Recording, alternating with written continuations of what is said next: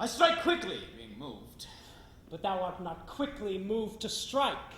A dog of the house of Montague moves me. To move is to stir, and to be valiant is to stand. Therefore, if thou art moved, thou runn'st away. A dog of that house shall move me to stand.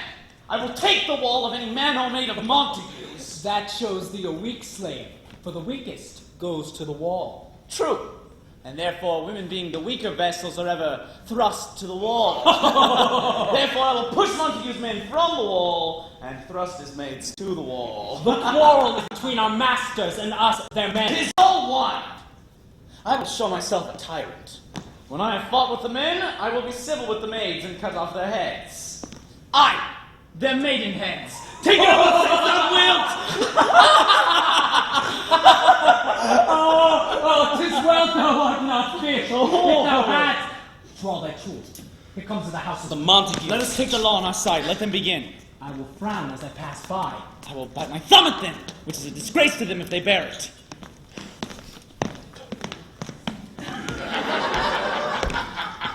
Do you bite your thumb at us, sir?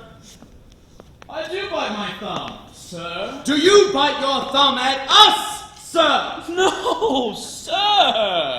I do not bite my thumb at you, sir. But I bite my thumb, sir. Do you quarrel, sir? Quarrel, sir? No, sir. If you do, sir, I am for you. I serve a good man as you. No better? Yes, better. You lie! Oh, give me me! Part fools! Put up your swords! You know not what you do! What? Art thou drawn among these heartless hinds? Turn thee, Benvolio, and look upon thy death. I do but keep the peace. Put up thy sword, or manage to part these men with me. Drawn and talk of peace. I hate the word, as I hate hell, all Montagues and thee. Have at thee, coward.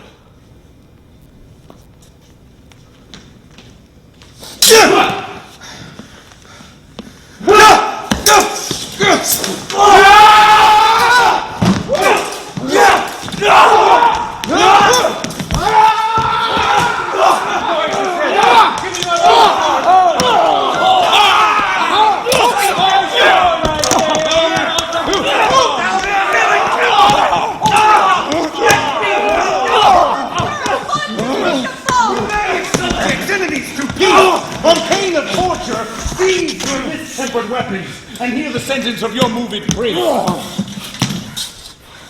3 civil brawls, bred of an airy word, by thee, old Capulet, and Montague, have thrice disturbed the quiet of our streets.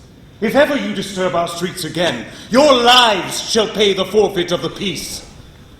For this time all the rest depart away. You, Capulet, shall go along with me. And Montague, come you this afternoon. Once more, on pain of death, all men depart.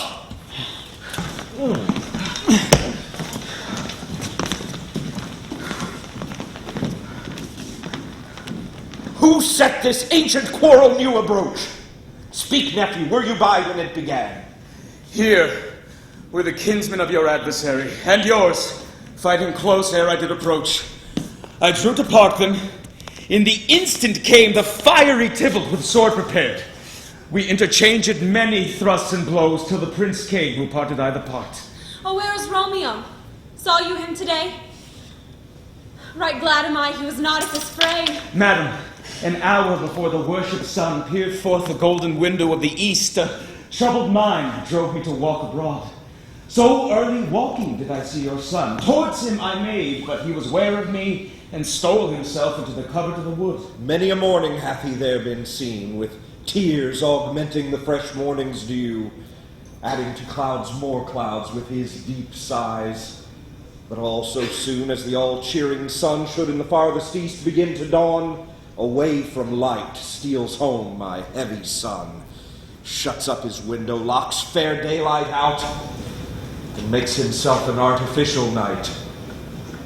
Black and portentous must this humor prove, unless good counsel may the cause remove. My noble uncle, do you know the cause? I neither know it nor can learn of him. Have you importuned him by any means? Both by myself and many other friends, but he is his own affection's counselor. Could we but learn from whence his sorrows grow, we would as willingly give cure as no. See where he comes! Oh, so please you, step aside. I'll know his grievance, or else be much denied. I would thou wert so happy by thy stay to hear true shrift. Come, madam, let's away.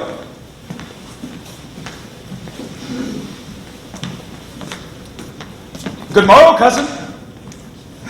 Is the day so young? But new struck 9.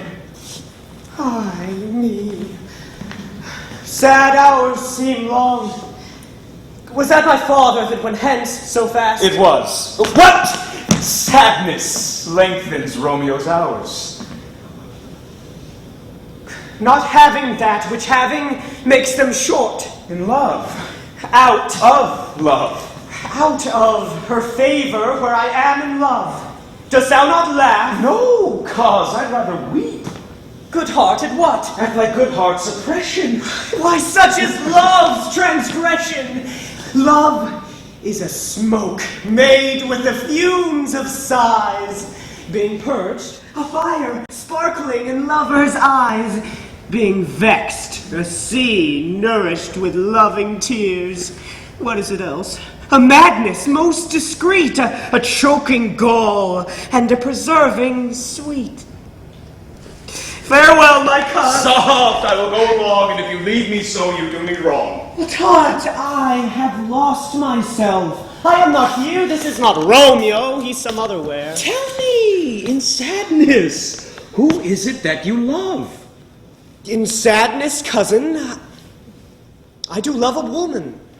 I aimed so near when I supposed you loved. A right good markman. And she's fair, I love. A right fair mark, fair cause is soonest hit. Well, in that hit you miss.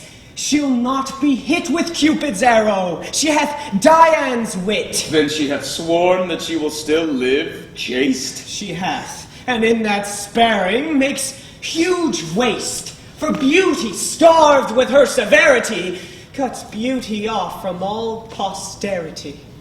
She hath forsworn to love, and in that vow do I live dead, that live to tell it now. Be ruled by me, forget to think of her. Oh, teach me how I should forget to think. By giving liberty unto thine eyes, examine other beauties. 'Tis the way to call hers exquisite and question more. Farewell, thou canst not teach me to forget. I'll pay that doctrine or else die in debt.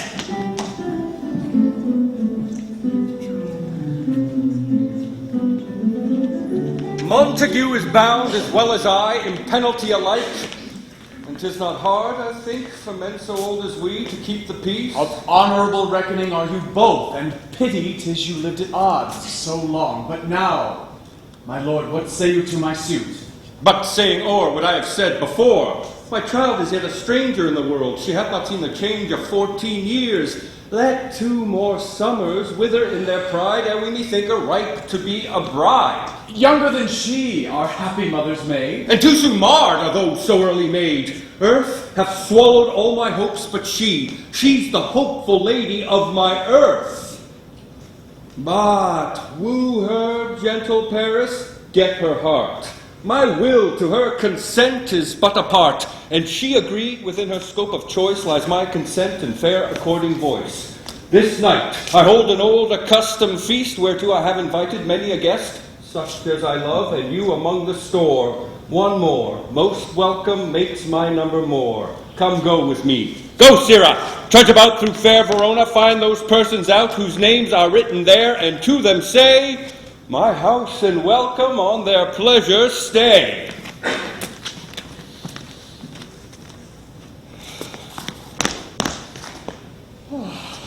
Find them out whose names are written here. I am sent to find those persons whose names are writ, and can never find what names the writing person hath here writ. I must have learned in good time. Take down some new infection to the eye, and the rank poison of the old will die. Why, Romeo, art thou mad? Not mad, but bound more than a madman is. Shut up in prison, kept without my food, whipped and tormented, and... Guardian, good fellow. Guardian. I pray, sir, can you read? Aye, mine own fortune in my misery. Ye say honestly, rest you merry. Say, fellow, I can read. Oh.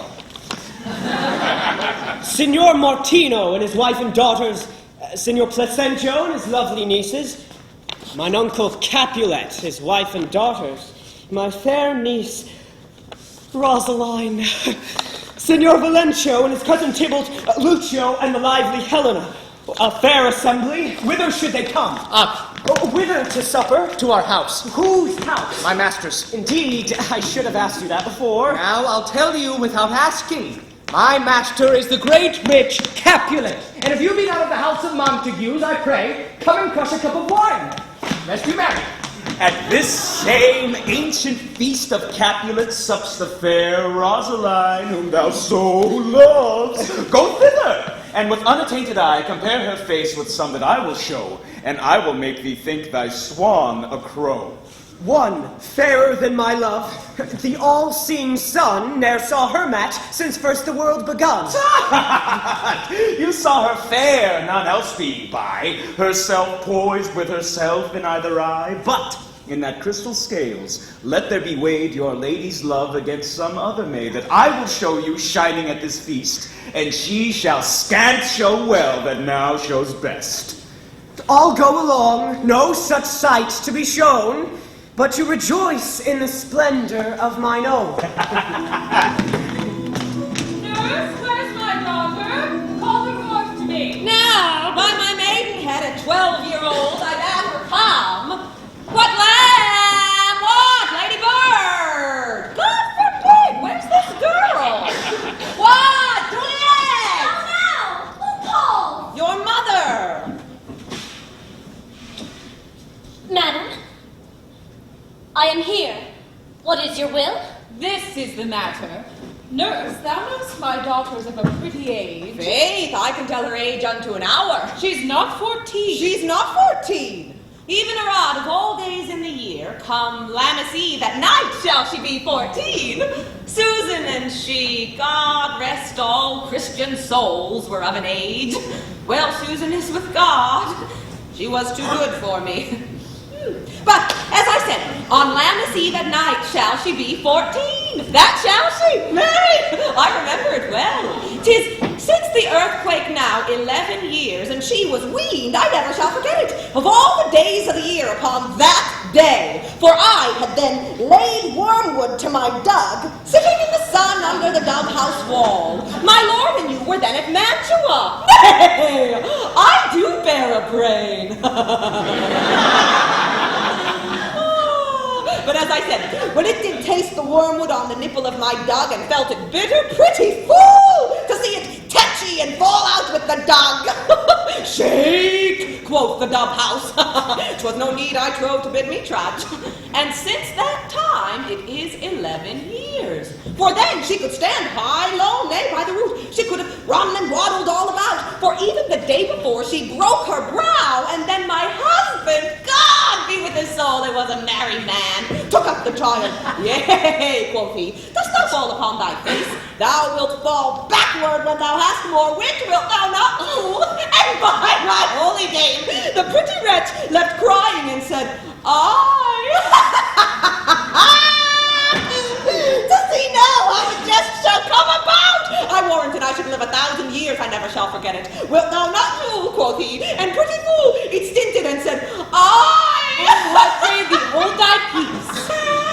Yes, madam, if I cannot choose but laugh, to think it should leave crying and say, and yet I warrant it had upon its brow a bump as big as a young cockerel stone, a perilous knock, and it cried bitterly. Yea, quoth my husband, boast upon thy face, thou wilt fall backward when thou comest to age, wilt thou not, Jewel? squinted and said, I! Sit down too, I pray thee, nurse. Say I! Peace I have done. God mark thee to his grace. Thou wast the prettiest babe that e'er I nursed. And I might live to see thee married once. I have my wish. Marry is the very theme I came to talk of. Tell me, daughter Juliet, how stands your disposition to be married? It is an hour that I dream not of. Oh. Well, think of marriage now. Younger than you here in Verona, ladies of esteem are made already mothers. By my count, I was your mother much upon these years that you are now a maid. Thus then in brief, the valiant Paris seeks you for his love. A man, young lady, such a man is all the world. Why, he's a man of parts. Verona summer hath not such a flower. Nay, he's a flower in faith, a very flower. Oh, what say you? Can you love the gentleman? This night you shall behold him at our feast. Read o'er the volume of young Paris' face, and find delight writ there with beauty's pen. Examine every several lineament, and see how one another lends content. And what obscured in this fair volume lies, find written in the margin of his eyes. This precious book of love, this unbound lover, to beautify him only lacks a cover. That book in many's eyes doth share the glory that in gold clasps locks in the golden story. So shall you share all that he doth possess by having him, making yourself no less. No less, nay, bigger. Women grow by men. Speak briefly. Can you like with Paris love? I'll look to like, if looking like you move, but no more deep will I endart mine eye than your consent gives strength to make it fly. Madam! Oh, the guests are come, supper served up. You called, my young lady asked for, and everything in extremity. I must hence to wait. I beseech you, follow straight. We follow thee. Juliet, the county stays. Go, girl! Seek happy nights to happy days.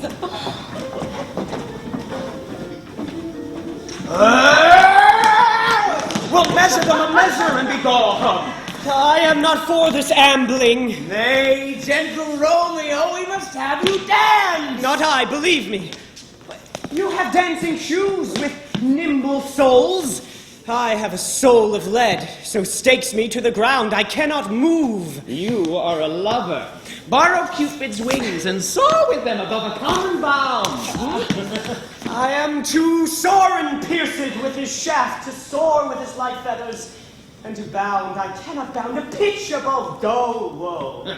Under love's heavy burden do I sink. And to sink in it, should you burden love? Too great oppression for such a tender thing. Is love a tender thing? It is too rough, too rude, too boisterous. It pricks like thorns. Love be rough with you. Be rough with love! Prick love for pricking and you beat love down. Come, knock and enter, and no sooner in, but every man betake him to the legs. And take our good meaning.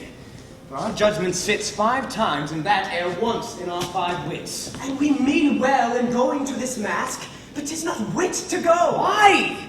May one ask. I dreamt a dream tonight. Oh, and so did I.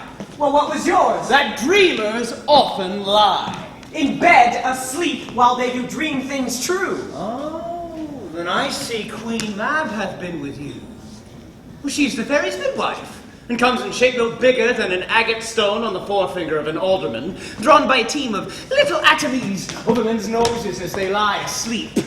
And in this state, she gallops night by night through lovers' brains, and they dream of love. On courtiers' knees who dream on curtsies straight, on lawyers' fingers who straight dream on fees, on ladies' lips who straight on kisses dream, which off the angry Mab with blisters plagues because their breath with sweetmeats tainted are. Sometimes she driveth o'er a soldier's neck, and dreams he of cutting foreign throats, of toasts, 5,000 dead! And then anon drums in his ears, at which he starts and wakes, and being thus affrighted, swears a prayer or two, and sleeps again. This is the very map that braids the manes of horses in the night, and baits the elf locks in foul, sluttish hairs, which, once untangled, much misfortune bodes. Oh. This is the hag that maids lie on their backs, that presses them and learns them first to bear, making the women of all good carriage. And this is she. Peace, Mercutio! Peace! Thou talk'st of nothing. True. I talk of dreams, which are the children of an idle brain, begot of nothing but vain fantasy, which is as thin of substance as the air, and more inconstant than the sun, which woos even now the frozen bosom of the north, and being angered, puffs away from thence, turning his sides to the dew-dropping south. This wind you talk of blows us from ourselves. Supper is done, and we shall come too late. I fear too early, for my mind misgives. Some consequence yet hanging in the stars shall bitterly begin his fearful date with this night's revels.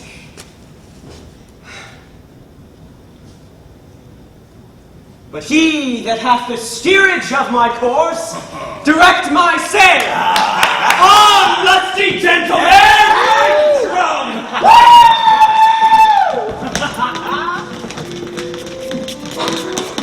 Away with the door, trolls! Remove the cork cupboard! Go to the plate! Good thou, save me a piece of marzipan! And as thou wantest me, let the porter let...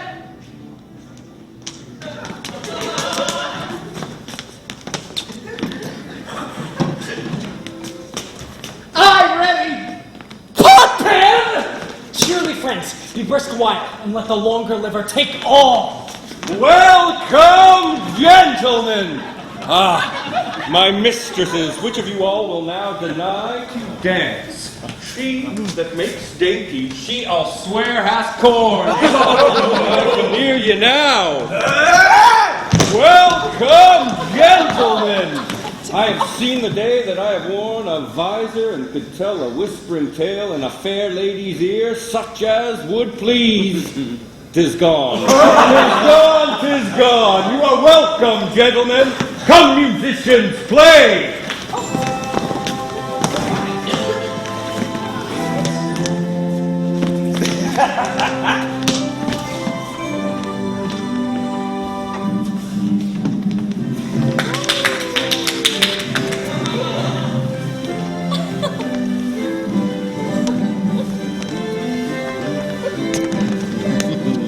Ho, give room!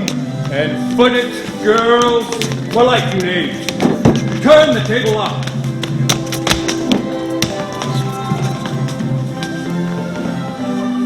And quench the fire, the room is grown too hot.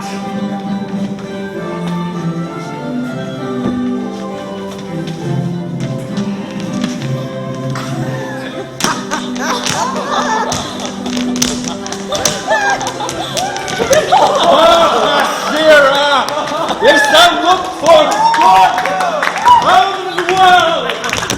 Nay, sit, for I am past my dancing days. How long is it now since I was last in a mask? What lady's that, which doth enrich the hand of yonder knight? I know not, sir.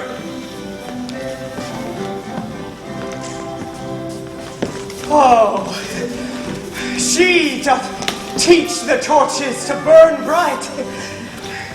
So shows a snowy dove trooping with crows as yonder lady or her fellows shows.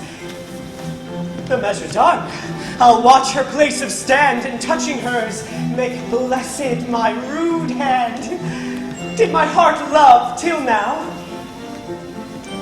Forswear its sight, for I ne'er saw true beauty till this night. This body's voice should be a Montague. Fetch me my rapier, boy. What dares the slave come hither covered with an antique face to fleer and scorn at our solemnity? Now by the stock and honor of my kin to strike him dead, I hold it not a sin. Why, how now, kinsman, wherefore storm you so? Uncle, this is a Montague of bow, a villain that is hither come in spite to scorn at our solemnity this night? Young Romeo is. 'Tis he, the villain Romeo. Content thee, gentle coz, let him alone. Bears him like a portly gentleman, and to say truth, Verona brags of him to be a virtuous and well-governed youth. I would not, for the wealth of all the town, here in my house do him disparagement, therefore be patient, take no note of him. It is my will, the which if thou respect show a fair presence and put off these frowns, an ill-beseeming semblance for a feast. It fits when such a villain is a guest. I'll not endure him. He shall be endured. What goodman, boy? I say he shall go too. Am I the master here, or you? Go too. You'll not endure him?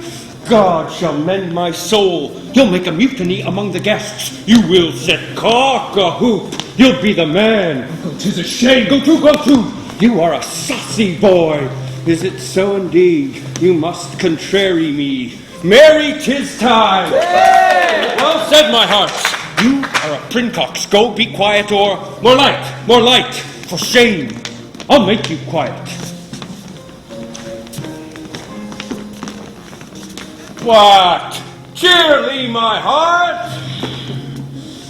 Patience, perforce, with willful choler meeting, makes my flesh tremble at their different greeting. I will withdraw, but this intrusion shall, now seeming sweet, convert to bitterest gall.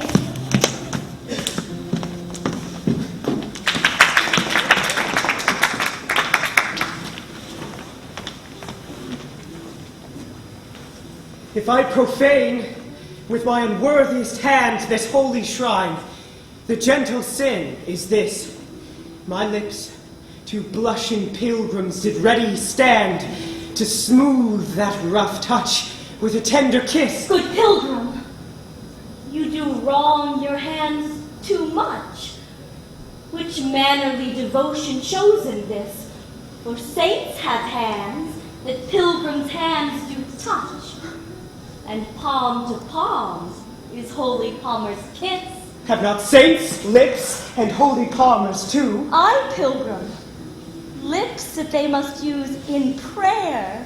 Oh, then, dear saint, let lips do what hands do. They pray.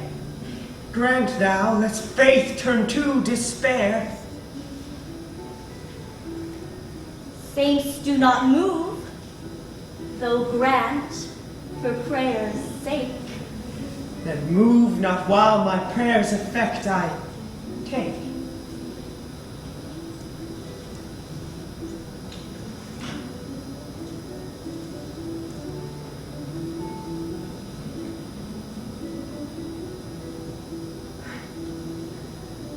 Thus from my lips by thine my sin is purged. Then have my lips the sin that they have took. Sin from my lips? Oh, trespass sweetly urged. Give me my sin again.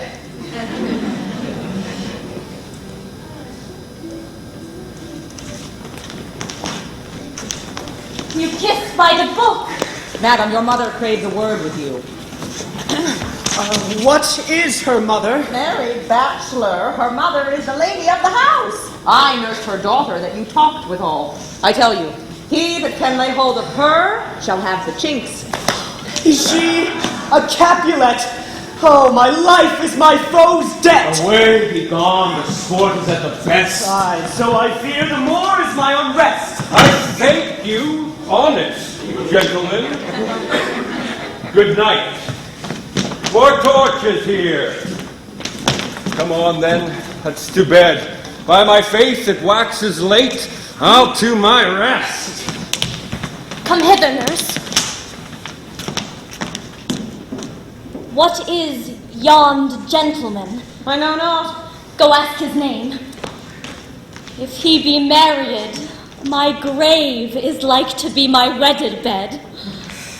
His name is Romeo and a Montague. The only son of your great enemy. My only love sprung from my only hate, too early seen unknown, and known too late. Prodigious birth of love it is to me, that I must love a loathed enemy. What's this? What's this? A rhyme I learned e'en now of one I danced withal. My lady, anon, anon. Come, let's away. The strangers all are gone.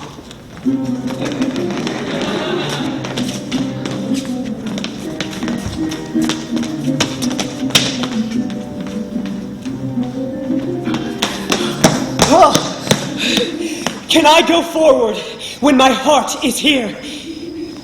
Turn back, dull earth, and find thy center out. Romeo! My cousin Romeo! Romeo! He is wise, and on my life has stolen him home to bed. He ran this way. Call, good Mercutio! Romeo!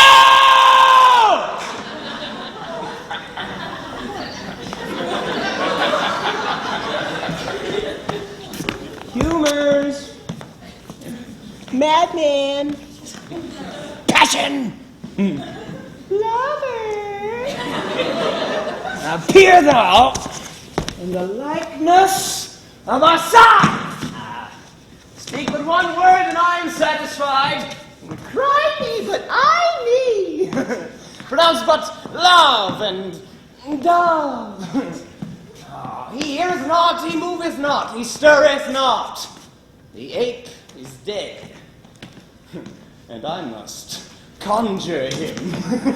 I conjure thee by Rosaline's bright eyes, by her high forehead, scarlet lip, fine foot, straight leg, and quivering thigh, and the regions there adjacent lie, that now appear to us.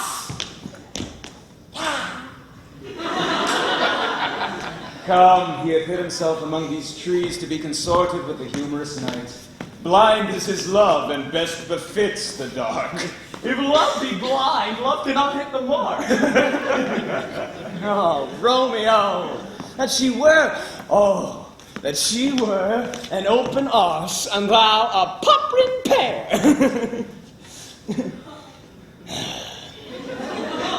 Romeo, good night. I'll to my truckle bed. This field bed is too cold for me to sleep. Come, shall we go? Go then, for 'tis in vain to seek him here that means not to be found.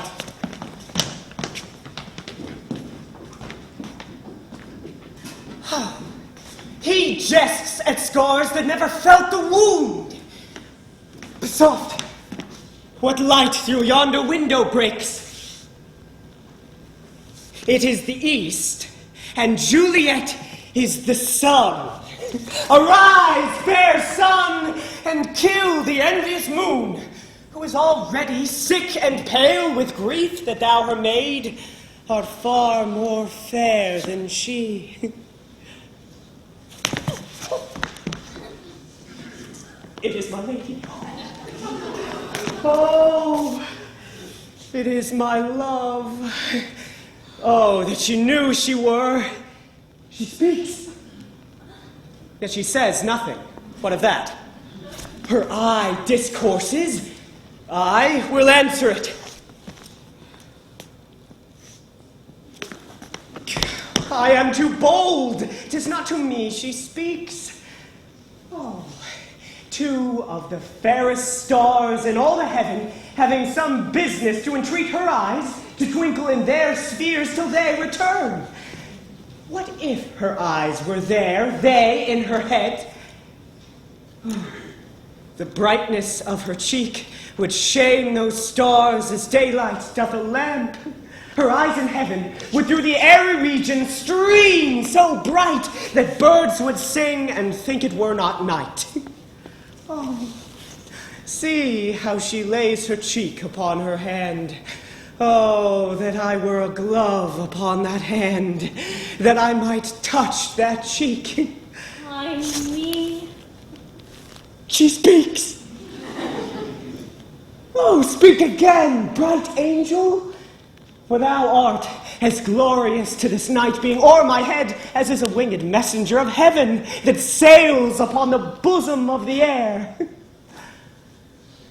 Oh, Romeo, Romeo, wherefore art thou Romeo? Deny thy father and refuse thy name, or if thou wilt not, be but sworn my love, and I'll no longer be a Capulet. Shall I hear more, or shall I speak at this? 'Tis but thy name that is my enemy. Thou art thyself, though not a Montague. What's Montague? It is nor hand, nor foot, nor arm, nor face, nor any other part belonging to a man. Oh, be some other name. What's in a name? That which we call a rose, by any other word would smell as sweet. So Romeo would, were he not Romeo called, retain that dear perfection which he owes without that title Romeo.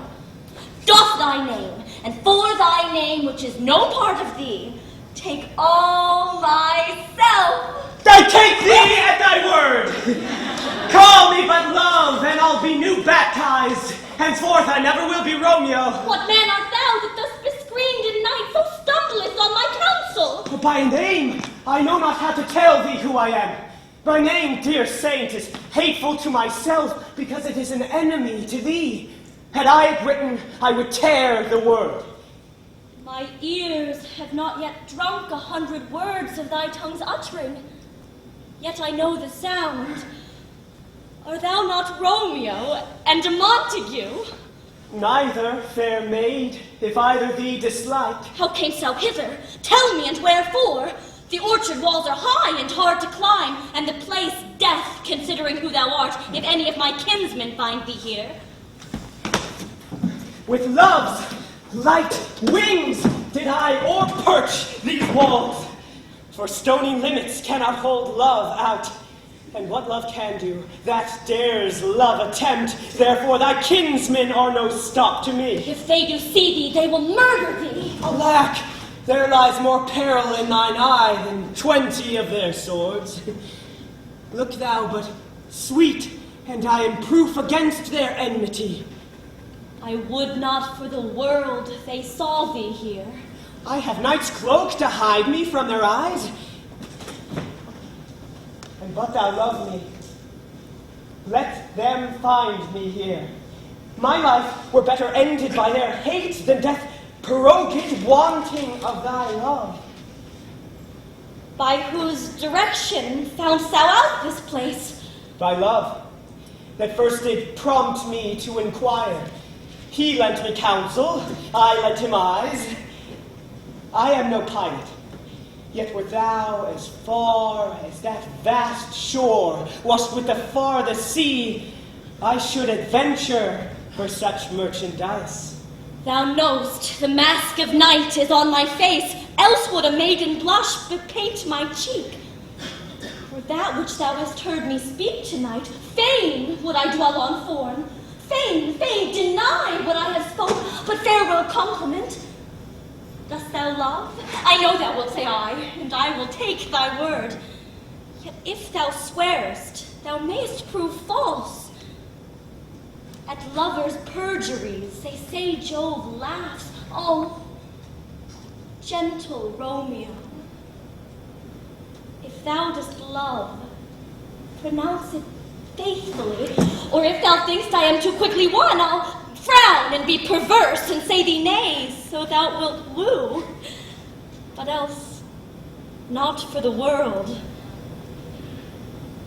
In truth, fair Montague, I am too fond, and therefore thou mayst think my havior light, but trust me, gentlemen, I'll prove more true than those that have coying to be strange. I should have been more strange, I must confess. But that thou overheardst ere I was ware, my true love's passion.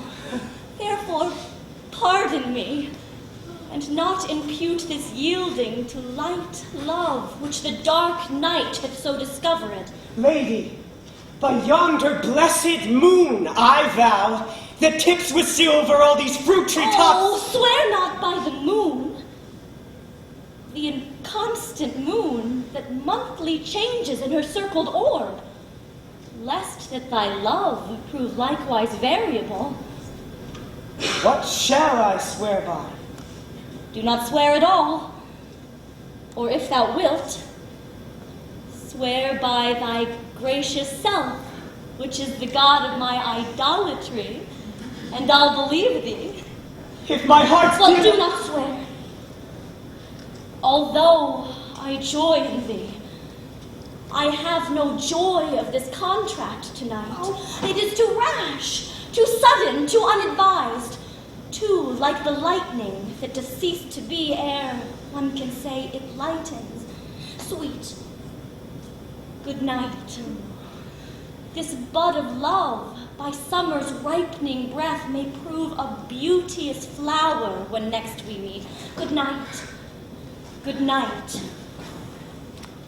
As sweet repose and rest come to thy heart as that within my breast. Oh, wilt thou leave me so unsatisfied? What satisfaction canst thou have tonight? The exchange of thy love's faithful vow for mine. I did give thee mine before thou didst request it.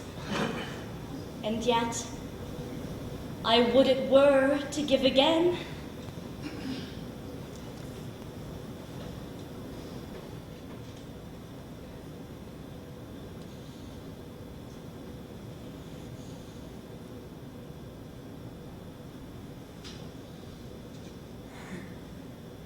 Wouldst thou withdraw it? For what purpose, love? But to be frank, and give it thee again. And yet I wish but for the thing I have. My bounty is as boundless as the sea, my love as deep. The more I give to thee, the more I have, for both are infinite. Yeah. I hear some noise within. Dear love, it's you. Anon, good nurse. Sweet Montague, be true. Oh. Stay a little. I will come again. Oh, blessed, blessed night. I am afeard. Being in night, all this is but a dream. Too flattering sweet to be substantial. 3 words, dear Romeo.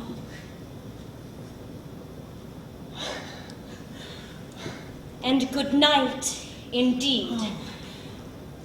If that thy bent of love be honorable, thy purpose marriage, send me word tomorrow by one that I'll procure to come to thee, where and what time thou wilt perform the rite.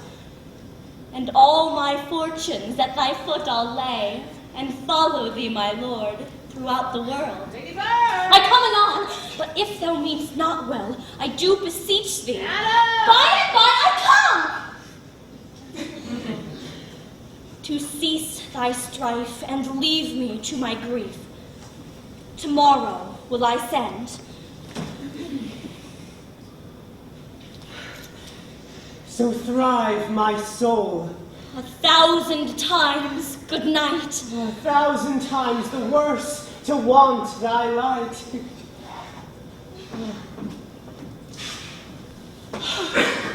Love goes toward love as schoolboys from their books, but love from love towards school with heavy looks.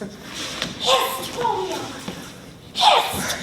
Oh, for a falconer's voice to lure him gentle back again with repetitions of my Romeo! It is my soul that calls upon my name. Romeo, My love, what o'clock tomorrow shall I send to thee? by the hour of 9. I will not fail. 'Tis 20 years till then. I have forgot why I did call thee back. Let me stand here till thou remember it. I shall forget to have thee still stand there, remembering how I love thy company. And I'll still stay to have thee still forgetting any other home but this. 'Tis almost morning.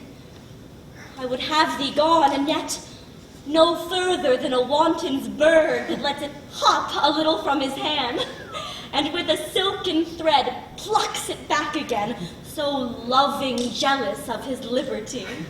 I would I were thy bird. Sweet, so would I. Yet I should kill thee with much cherishing. Good night. Good night. Parting is such sweet sorrow that I shall say good night till it be morrow. Sleep, dwell upon thine eyes, peace in thy breast. Would I were sleep and peace, so sweet to rest.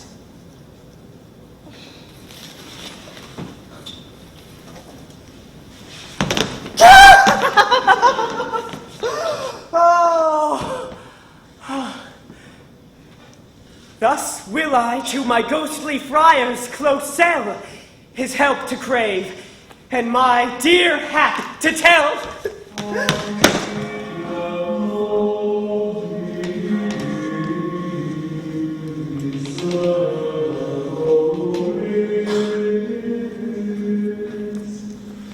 The grey-eyed morn smiles on the frowning night, checkering the eastern clouds with streaks of light, and fleckled darkness like a drunkard reels from fourth day's path and Titan's burning wheels. Now, ere the sun advances burning eye, the day to cheer and night's dank dew to dry, have I filled this willow cage of ours with baleful weeds and precious juiced flowers. Oh, mickle is the powerful grace that lies in plants, herbs, stones, and their true qualities. For not so vile that on the earth doth live, but to the earth some special good doth give. Nor aught so good, but strained from that fair use, revolts from true birth, stumbling on abuse. Virtue itself turns vice, being misapplied, and vice sometime by action dignified. Within the infant rind of this weak flower, poison hath residence and medicine power. And two such opposed kings encamp them still, in man as well as herbs, grace and rude will. Good morrow, father! Benedicite! What early tongue so sweet saluteth me? Young son, then here I hit it right. Our Romeo hath not been in bed tonight. Yes, that is true. The sweeter rest was mine. God pardon sin! Was that with Rosaline? With Rosaline, my ghostly father? No. I have forgot that name, and that name's woe. That's my good son. But where hast thou been, then? I'll tell thee, ere thou ask it me again. I have been feasting with mine enemy, where on a sudden one hath wounded me, that by me wounded. Both are remedies within thy help and holy physic lies. Be plain, good son. Rest homely in thy drift. Riddling confession finds but riddling shrift. Then plainly know my heart's dear love is set on the fair daughter of rich Capulet. As mine on hers, so hers is set on mine, and all combined, save what thou must combine by holy marriage. When and where and how we met, we wooed and made exchange of vow. I'll tell thee as we pass, but this I pray, that thou consent to marry us today. Holy St. Francis, what a change is here! Is Rosaline, that thou didst love so dear, so soon forsaken?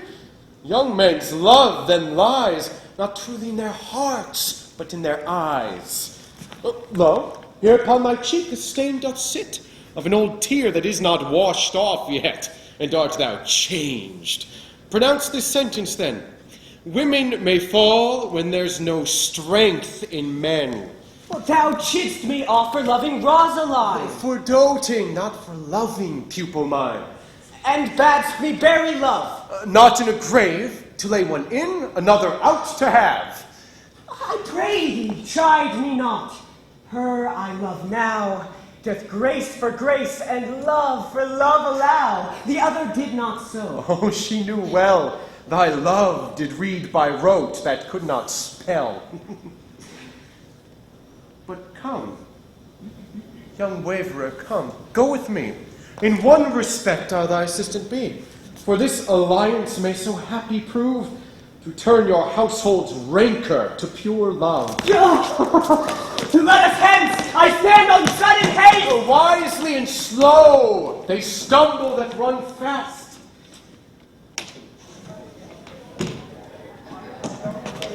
Where the devil should this Romeo be? Came he not home tonight? Not to his father's. Why, this same pale, hard-hearted wench, this Rosaline, torments him so that he will sure run mad. Tybalt, the kinsman to old Capulet, had sent a letter to his father's house. A challenge on my life. Romeo will answer it. Any man that can write may answer a letter. Nay, he will answer the letter's master, how he dares being dared. Alas, poor Romeo, he's already dead. Stabbed with a white wench's black eye. Run through the ear with a love song. The very pin of his heart cleft with a blind boy's butt shaft. And is he a man to encounter Tybalt? Oh, what is Tybalt? More than the Prince of Cats. Oh, he's the courageous captain of compliments. He fights as you sing prick song. Keeps time, distance, and proportion. Rests his minimum rest. And 1, 2, and a third in your bosom. A very butcher of a silk button. A duelist. A duelist. Ah! Il molto passato. Il punto traverso. The head! The what? A pox of such antic, lisping, affecting fantasies. These new tuners of accent. Zoos, a very good blade. A very tall man, a very good whore. Is it not a lamentable thing that we should be thus afflicted with these strange flies, these fashion mongers, these pardon me's, who stand so much on the new form that they cannot sit at ease on the old bench? Oh, their bones, their bones! Ah, here comes Romeo! Here comes Romeo. Signor Romeo!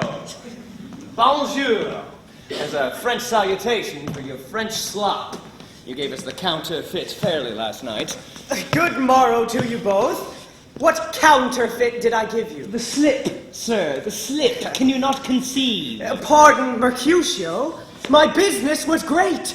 And in such a case as mine, one may strain courtesy. That's as much to say a case such as yours constrains a man to bow in the hand. Meaning to curtsy. Thou hast most courteously hit it. A most courteous exposition. I am the very pink of courtesy. Pink for flower. Right. Why, that is my pump, well, flower! Come between us, good Benvolio, my wit's fate. With they spurs! Oh, get spurs, I'll cry out. How is not this better? And groaning for love! Now art thou sociable. Now art thou Romeo. Now art thou what thou art, by art as well as biting. But this driveling love is like a great bumpkin that runs lolling up and down to hide his bauble in a hole. Oh, stop there, stop there. Here's good to hear a say and a say and do a shirt and a smock. Peter! Anon? My fan! Peter! Good morrow, gentlemen. Gaddy, good evening, fair gentlewoman. Is it good even? 'Tis no less, I tell you, for the body hand of the dial is now upon the prick of noon. Out upon you! What a man are you! One gentlewoman God hath made himself to mar. Gentlemen, can any of you tell me where I may find the young Romeo? I am the youngest of that name. If ye be he, sir, I desire some confidence with you. She will indict him to some supper. Romeo, will you to your father's house? We'll to dinner thither. I will follow you. Well, farewell, ancient lady. Lady. Lady. I pray you, sir, what sort saucy merchant was this that was so full of his ropery? A gentleman nurse that loves to hear himself talk, and will speak more in a minute than he will stand to in a month. And if speak anything against me, and I'll take him down, and I were lustier than he is, and 20 such jacks, and if I cannot, I'll find those that shall. Scurvy knave! I have none of his flirt gills, I have none of his stains mates. And thou must stand by too, and suffer every knave to use me at his pleasure? Go! Now, afore God, I am so vexed that every part about me quivers. Scurvy knave! Pray you, sir, a word. Now, as I told you, my young lady bid me inquire you out. What she bid me say, I will keep to myself. But first, let me tell you, if you should lead her in a fool's paradise, as they say, it were a very gross kind of behavior, as they say, for the gentlewoman is young, and therefore, if you should deal double with her, truly it were an ill thing to be offered to any gentlewoman, and very weak dealing. Nurse, commend me to thy lady and mistress. I protest unto thee. Good heart, and in faith, I will tell her as much. Lord, Lord, she will be a joyful woman. What wilt thou tell her, nurse? Thou dost not mark me. I will tell her, sir, that you do protest, which, as I take it, is a gentlemanlike offer. Bid her devise some means to come to shrift this afternoon, and there she shall at Friar Laurence' cell be shrived and married. Oh. Here is for thy pains. Oh, no, truly, sir, not a penny. Go to, I say you shall. This afternoon, sir? Well, she shall be there. Farewell, be trusty, and I'll quit thy pains. Farewell, commend me to thy mistress. Now God in heaven bless thee. Farewell, commend me to thy lady. Aye, 1,000 times. Peter, before and apace.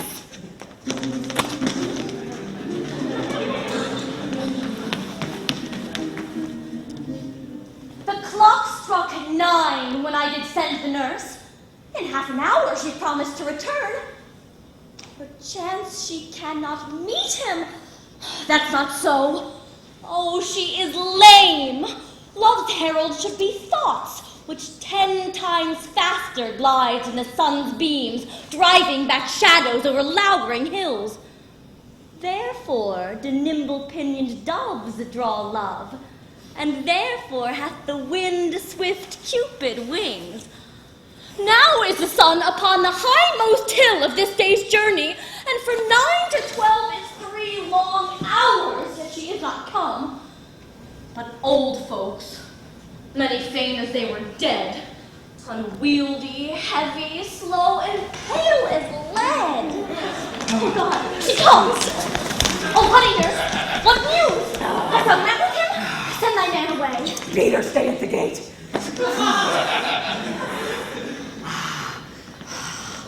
My good, sweet nurse. Oh, Lord, why look'st thou sad? Though news be sad, yet tell them merrily. If good, thou shamest the music of sweet news by playing it to me with so sour a face. I am a-weary. Give me leave a while.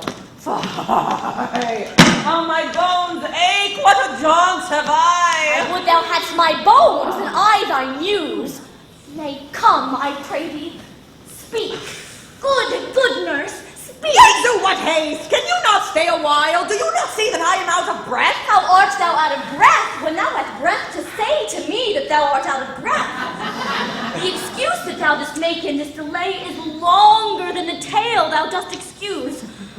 Is thy news good or bad? Answer that. Say either, and I'll stay the circumstance. Let me be satisfied.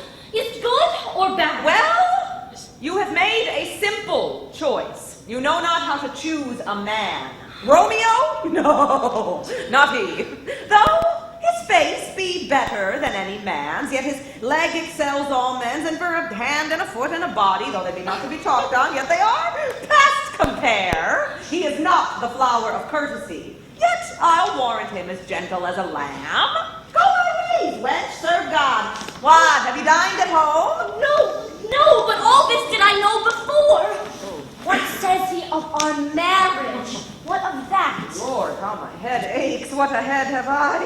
It beats as it would fall in 20 pieces. My back. Oh, the other side. Oh. My back. My back.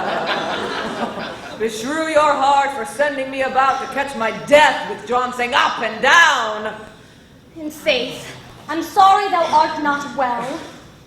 Sweet, sweet, sweet nurse, tell me, what says my love? Your love says, like an honest gentleman, and a courteous, and a kind, and a handsome, and I warrant a virtuous. Where is your mother?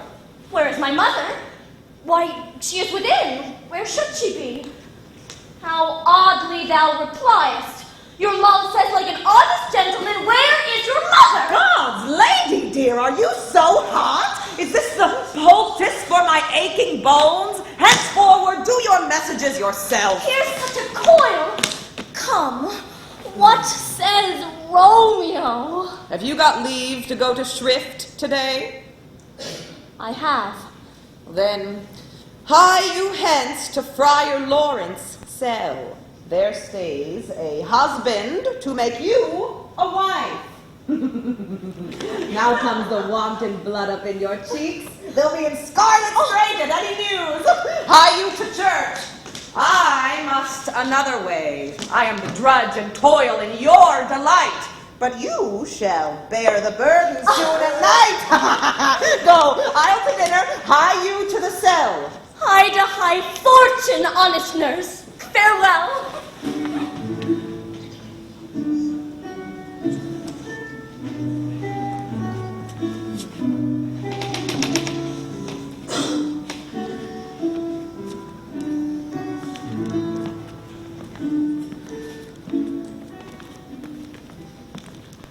So smile the heavens upon this holy act, that after hours with sorrow chide us not. Amen. Amen. But come what sorrow can, it cannot countervail the exchange of joy that one short minute gives me in her sight. Do thou but close our hands with holy words, then love devouring death do what he dare. It is enough, I may call her mine. These violent delights have violent ends, and in their triumph die, like fire and powder, which as they kiss consume. Therefore love moderately. Long love doth so. Too swift arrives, as tardy as too slow. Oh, here comes the lady. Oh, so light of foot will ne'er wear out the everlasting flint. A lover may bestride the gossamers that idles in the wanton summer air, and yet not fall. So light is vanity. Good even to my ghostly confessor. Romeo shall thank thee, daughter, for us both. As much to him, else in his thanks too much. Oh, Juliet, if the measure of thy joy be heaped like mine, and that thy skill be more to blazon it, then sweeten with thy breath this neighbor air, and let rich music's tongue unfold the imagined happiness that both receive in either by this dear encounter. Conceit, more rich in matter than in words, brags of his substance, not of ornament. They are but beggars that can count their worth. But my true love is grown to such excess, I cannot sum up some of half my wealth. Oh, come, go with me.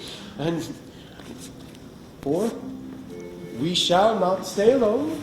To Holy Church incorporate two in one.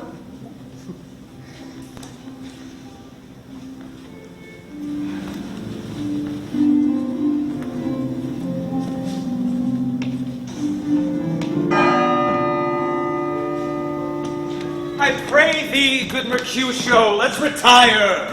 The day is hot, the Capulets abroad, and if we meet, we shall not escape a brawl. For now these hot days is the mad blood stirring. Come, come. Thou art as hot a jack in thy mood as any in Italy. Thou wouldst quarrel with a man for cracking nuts, having no other reason but because thou hast hazel eyes. What eye, but such an eye to spy out such a quarrel? Thy head is full of quarrels, as an egg is full of meat. By my head here, the Capulets. By my heel, I care not. Follow me close, for I will speak to them. Gentlemen, good day.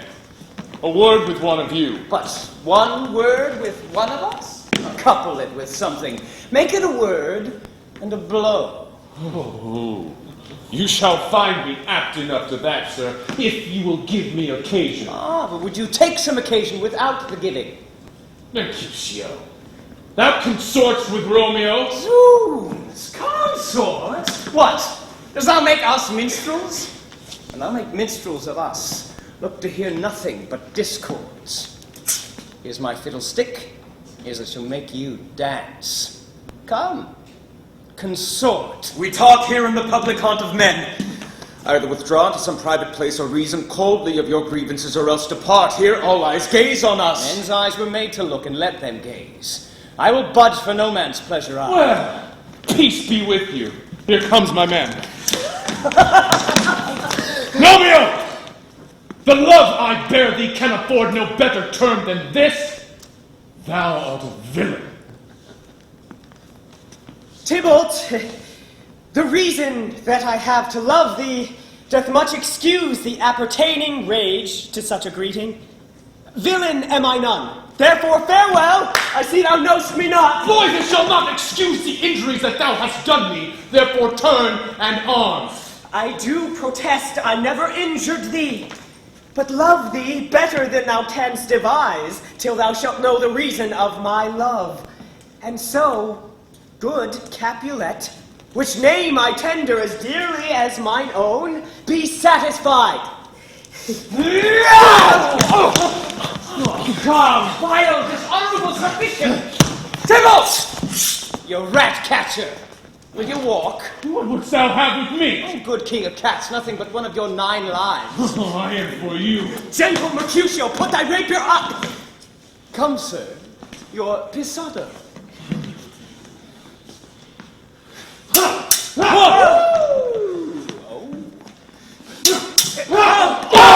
Gentlemen, for shame! Have this outrage! Back!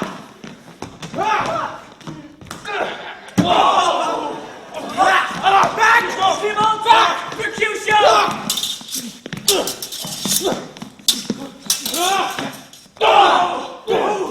The prince expressly had forbidden standing in the streets!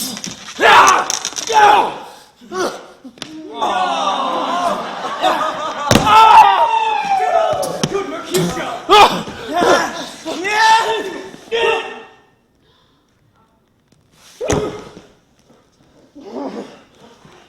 Away, Tybalt! Away! I'm hurt! Plague on both your houses, I am sped. Aye, a scratch. A scratch. There, 'tis enough. Go, villain! Fetch a surgeon. Courage, man! The hurt cannot be much. No, 'tis not so deep. But 'tis enough. 'Twill serve. As for me tomorrow, you shall find me a grave man.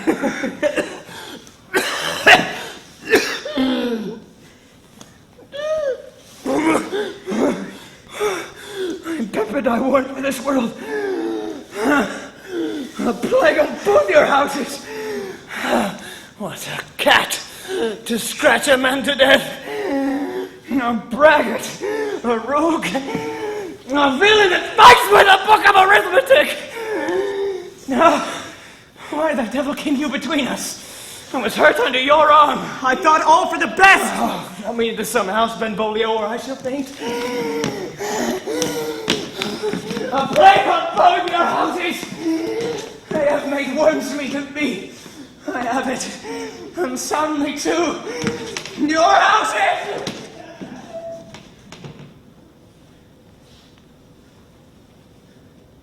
This gentleman, the prince's near ally, my very friend, hath got his mortal hurt in my behalf.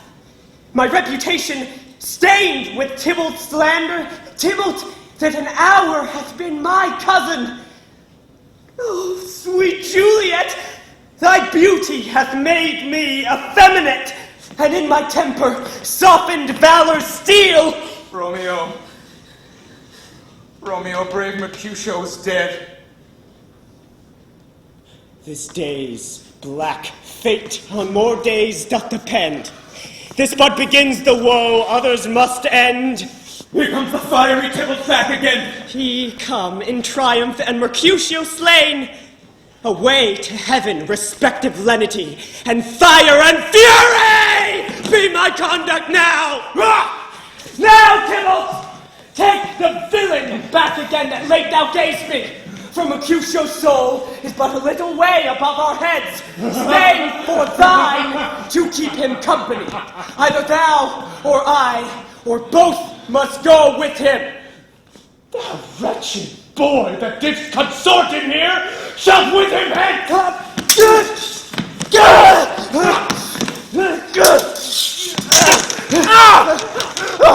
No!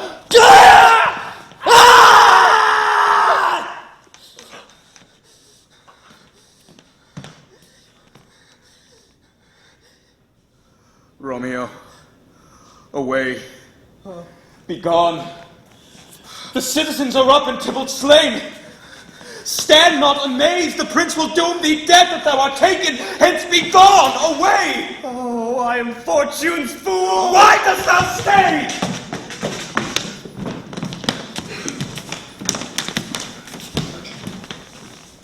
Where are the vile beginners of this fray? Oh, noble prince, I can discover all. The unlucky manager of this fatal brawl, there lies the man, slain by young Romeo, who slew thy kinsman, brave Mercutio. Tybalt, my cousin, oh, my brother's child, oh, prince, cousin, husband, oh, the bloody spilled of my dear kinsman, oh, cousin. Benvolio, who began this bloody fray? Tybalt, here slain, whom Romeo's hand did slay. Romeo that spoke him fair, bid him bethink your high displeasure. All this uttered with gentle breath, calm look, knees humbly bowed, could not take truce to the unruly spleen of Tybalt.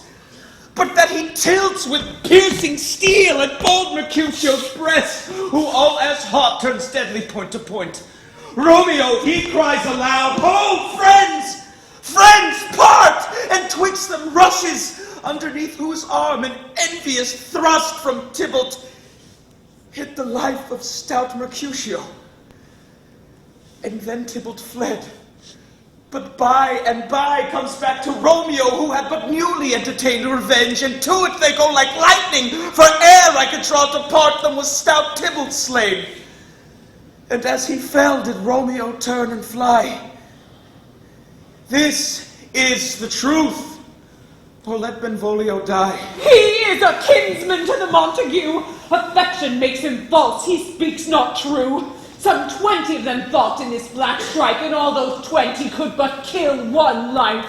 I beg for justice which thou, prince, must give. Romeo slew Tybalt. Romeo must not live. Romeo slew him. He slew Mercutio. Who now the price of his dear blood doth owe? Not Romeo, prince. He was Mercutio's friend. His fault concludes but what the law should end, the life of Tybalt. And for that offense, immediately do we exile him hence. I have an interest in your heart's proceeding. My blood for your rude brawls doth lie a-bleeding. But I'll immerse you in so strong a fine that you shall all repent the loss of mine. I will be deaf to pleading and excuses, nor tears nor prayers shall purchase our abuses. Therefore use none. Let Romeo hence in haste, else when he is found, that hour is his last. Bear hence the body, and attend our will.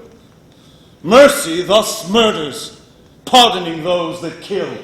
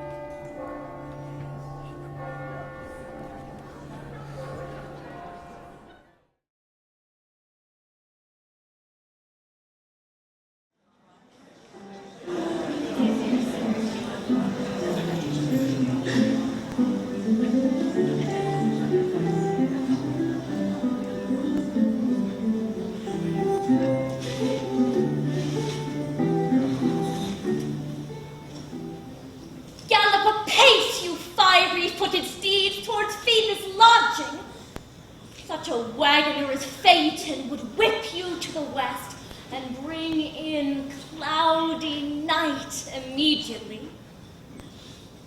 Spread thy close curtain, love-performing night, that runaways' eyes may wink, and Romeo leap to these arms untalked of and unseen. Lovers can see to do their amorous rites, and buy their own beauties. Or if love be blind, it best agrees with night. Come, civil knight, thou sober-suited matron, all in black, and learn me how to lose a winning match played for a pair of stainless maidenhoods.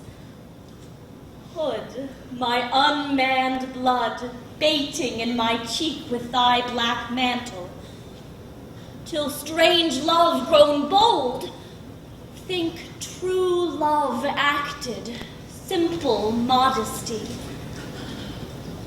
Come, night, come, Romeo, come, thou day in night, for thou wilt lie upon the wings of night, whiter than new snow upon a raven's back. Come, gentle night, come, loving, black-browed night, give me my Romeo, and when I shall die, take him and cut him out in little stars, and he shall make the face of heaven so fine that all the world will be in love with night and pay no worship to the garish sun. Oh, I have bought the mansion of a love, but not possessed it, and though I am sold, not yet enjoyed. So tedious is this day, as is the night before some festival to an impatient child who hath new robes and may not wear them. Oh, here comes my nurse. Now, nurse, what news? Ay me, what news? Why dost thou wring thy hands? He's dead. He's dead. We are undone, lady, we are undone. Alack, the day he's gone. He's killed, he's dead. Can heaven be so envious? Romeo can, though heaven cannot. Oh, Romeo, Romeo! Whoever would have thought it? Romeo! Hath Romeo slain himself? Say thou but I, and that bare-foul eye shall poison more. If he be slain, say I, or if not, no. Brief sounds determine of my weal or woe. I saw the wound, I saw it with mine eyes. Oh, Tybalt, Tybalt, the best friend I had. Oh, courteous Tybalt, honest gentleman, that ever I should live to see thee dead. What storm is this that blows so contrary? Is Romeo slaughtered, and is Tybalt dead? My dearest cousin and my dearer lord! Tybalt is gone, and Romeo banished. Romeo that killed him, he is banished. Oh, God! Did Romeo's hand shed Tybalt's blood? It did. Alack the day, it did. Oh, serpent heart, hid with a flowering face! Did ever dragon keep so fair a cave? Beautiful tyrant, fiend, angelical! Was ever book containing such vile matter so fairly bound? Oh, that deceit should dwell in such a gorgeous palace! There's no trust, no faith, no honesty in men, all perjured, all forsworn, all naught, all dissemblers. Shame come to Romeo. Blistered be thy tongue for such a wish. He was not born to shame.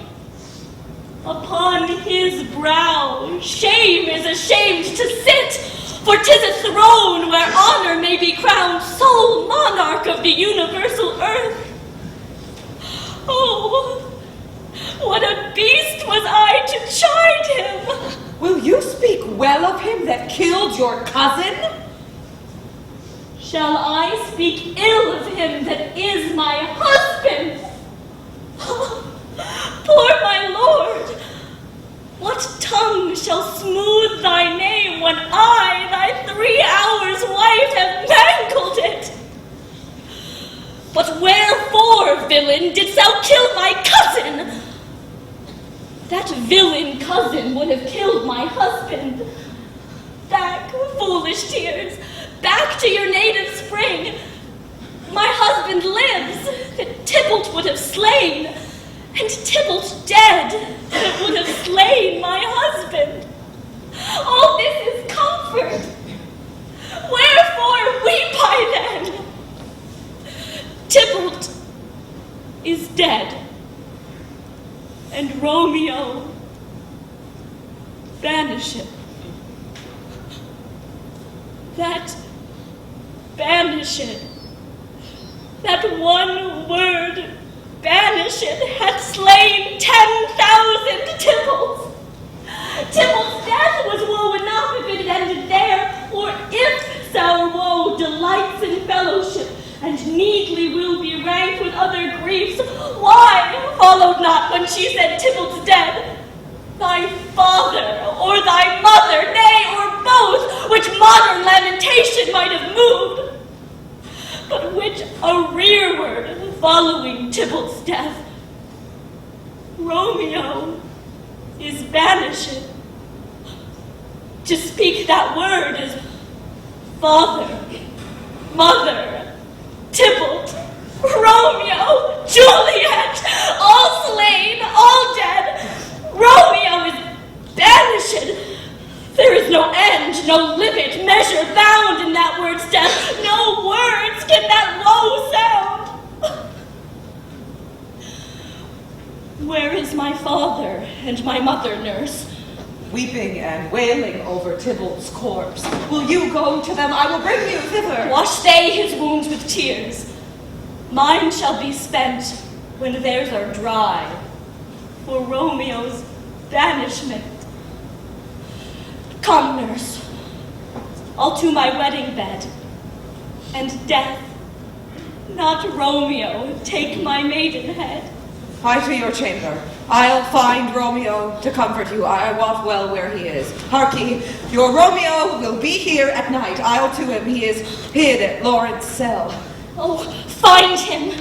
Give this ring to my true knight, and bid him come to take his last farewell.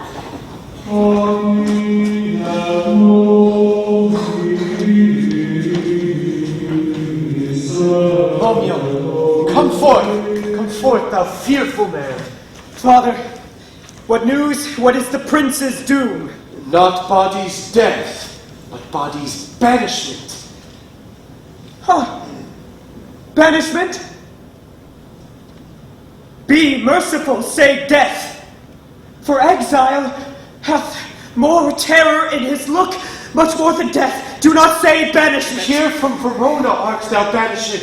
Be patient, for the world is broad and wide. There is no world without Verona walls, but purgatory, torture, hell itself. Hence banished is banished from the world, and world's exile is death. Then banished is death mistermed.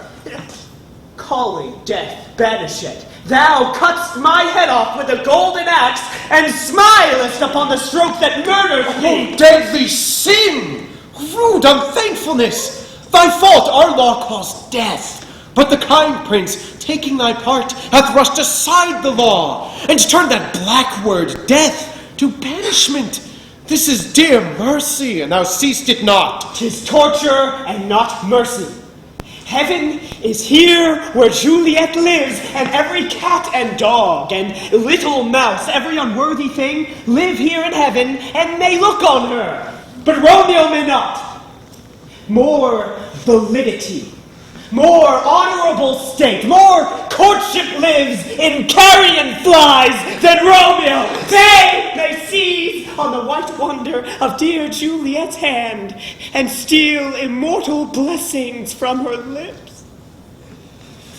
This may flies do, when I from this must fly. And sayest thou yet that exile is not death? Then, fond madman, hear me speak. Oh, thou wilt speak again of banishment. I'll give thee armor to keep off that word. Adversity's sweet milk, philosophy, to comfort thee, though thou art banished. Yet banish it. Hang up philosophy. Unless philosophy can make a Juliet, displant a town, reverse a prince's doom, it helps not, it prevails not, talk no more. Oh, then I see that madmen have no ear. Thou canst not speak of that thou dost not feel. Were thou as young as Juliet I love, an hour but married, Tybalt murdered, doting like me, and like me, banished! Then mightst thou speak, then mightst thou tear thy hair, and fall upon the ground as I do now, taking the measure of an unmade grave. Rise, what knocks? Good Romeo, hide thyself. Hark how they knock. Who's there? Romeo, rise, thou wilt be taken. Stay a while, stand up, run to my study, by and by. God's will, what simpleness this is. I come. Who's there? I come from Lady Juliet. Welcome then. Where's Romeo? There on the ground, with his own tears made drunk. Oh, he is even in my mistress' case, just in her case. Oh, woeful sympathy, piteous predicament. Even so lies she, blubbering and weeping, weeping and blubbering. Stand up! Stand up! Stand, and you be a man! For Juliet's sake, for her sake, rise and stand. Why should you fall into so deep a woe?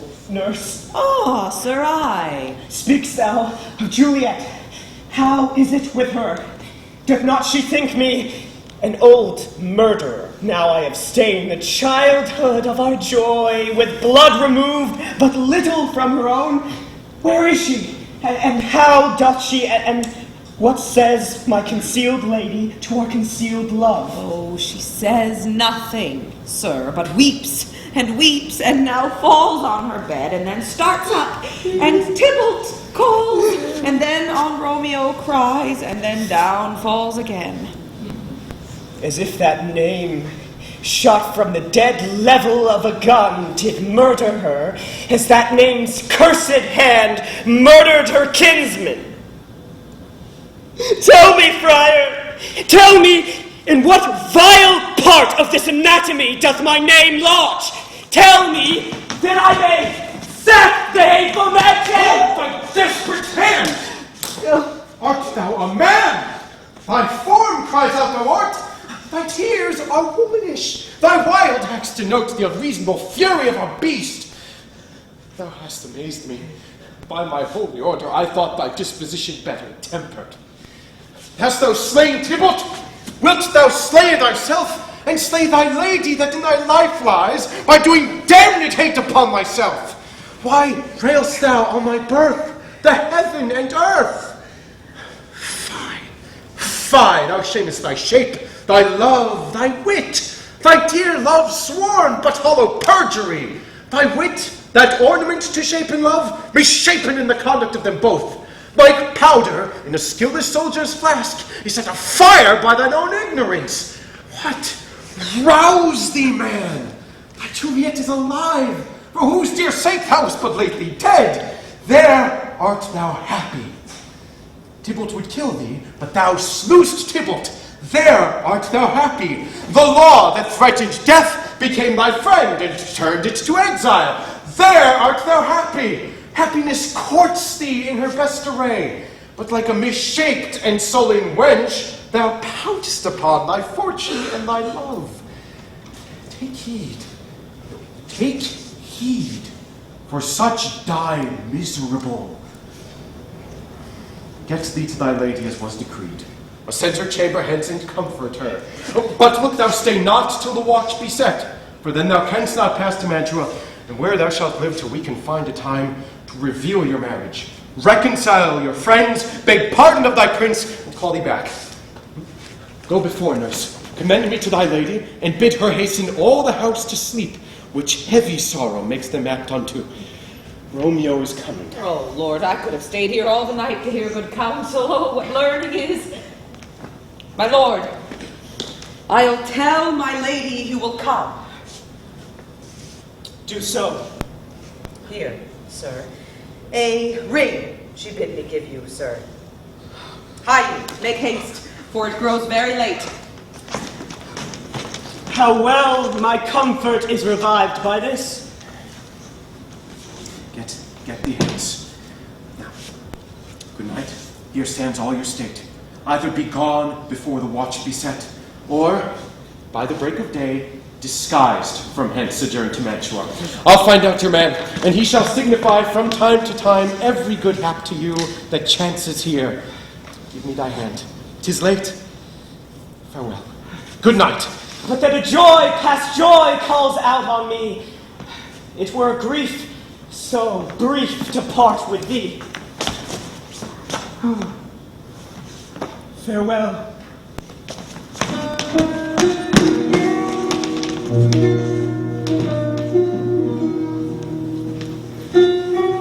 Things have fallen out, sir, so unluckily that we have had no time to move our daughter. Look you, she loved her kinsman Tybalt dearly, and so did I. Well, we were born to die. 'Tis very late, she'll not come down tonight, I promise you, but for your company I would have been abed an hour ago. These times of woe afford no time to woo. Madam, good night. Commend me to your daughter. I will, and know her mind early tomorrow. Tonight she is mewed up to her heaviness. Sir Paris, I will make a desperate tender of my child's love. I think she will be ruled in all respects by me. Nay, more, I doubt it not. Wife, go you to her ere you go to bed. Acquaint her here of my son Paris' love, and bid her, mark you me, on Wednesday next. But soft, what day is this? Monday, my lord. Monday, huh? Well, Wednesday is too soon. A Thursday let it be. A Thursday tell her she will be married to this noble earl. Will you be ready? Do you like this haste? We'll keep no great ado, a friend or two, for hark you, Tybalt being slain so late, it may be thought we held him carelessly, being our kinsman, if we revel much. Therefore we'll have some half a dozen friends, and there an end. But what say you to Thursday? My lord, I would that Thursday were tomorrow. Well, get you gone, a Thursday be it then. Go you to Juliet ere you go to bed. Prepare her, wife, for this soon wedding day. Farewell, my lord. Flight to my chamber, ho. For me it is so very late that we may call it early by and by.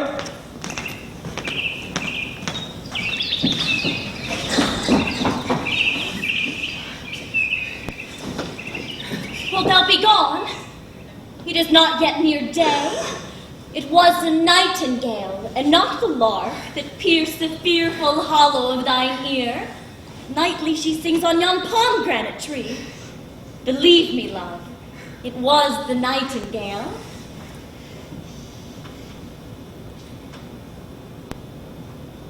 It was the lark, the herald of the morn, no nightingale. Look, love, what envious streaks do lace the severing clouds in yonder east. Night's candles are burnt out, and jocund day stands tiptoe on the misty mountain tops. I must be gone and live, or stay and die. Yond light is not daylight. I know it, It is some meteor that the sun exhales to be to thee this night a torch-bearer and light thee on thy way to Mantua. Therefore, stay yet. Thou needst not be gone. Let me retain! Let me be put to death. I am content, so thou wilt have it so. I'll say, yon grey is not the morning's eye, nor that is not the lark whose notes do beat the vaulty heaven high above our heads.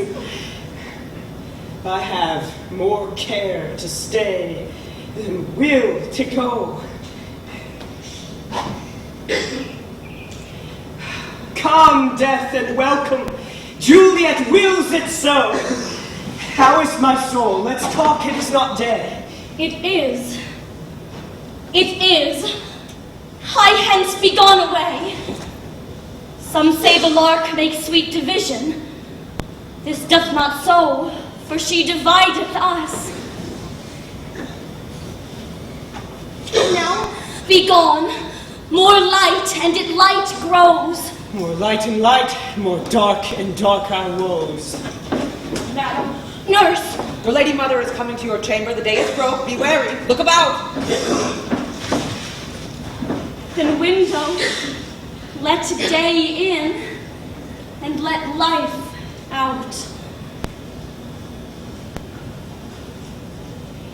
Farewell.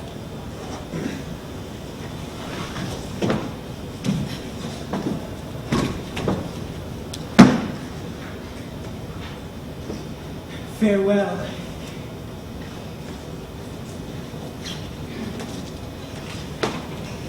One kiss and I'll descend.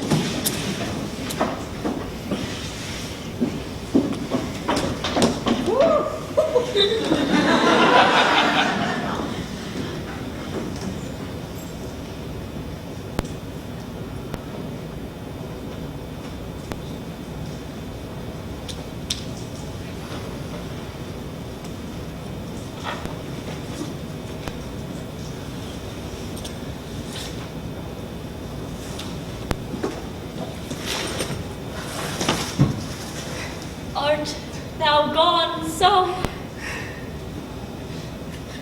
Love,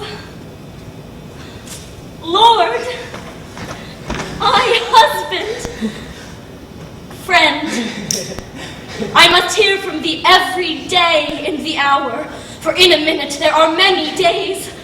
Oh, by this count I shall be much in years, ere I again behold my Romeo. Farewell. I will omit no opportunity to convey my greetings, love, to thee. Oh, think'st thou we shall ever meet again? I doubt it not. And all our woes shall serve for sweet discourses in our time to come. Oh God, I have an ill-divining soul. Either my eyesight fails, or thou look'st pale. And trust me, love, in my eyes, so do you. Dry sorrow drinks our blood. Adieu. Adieu.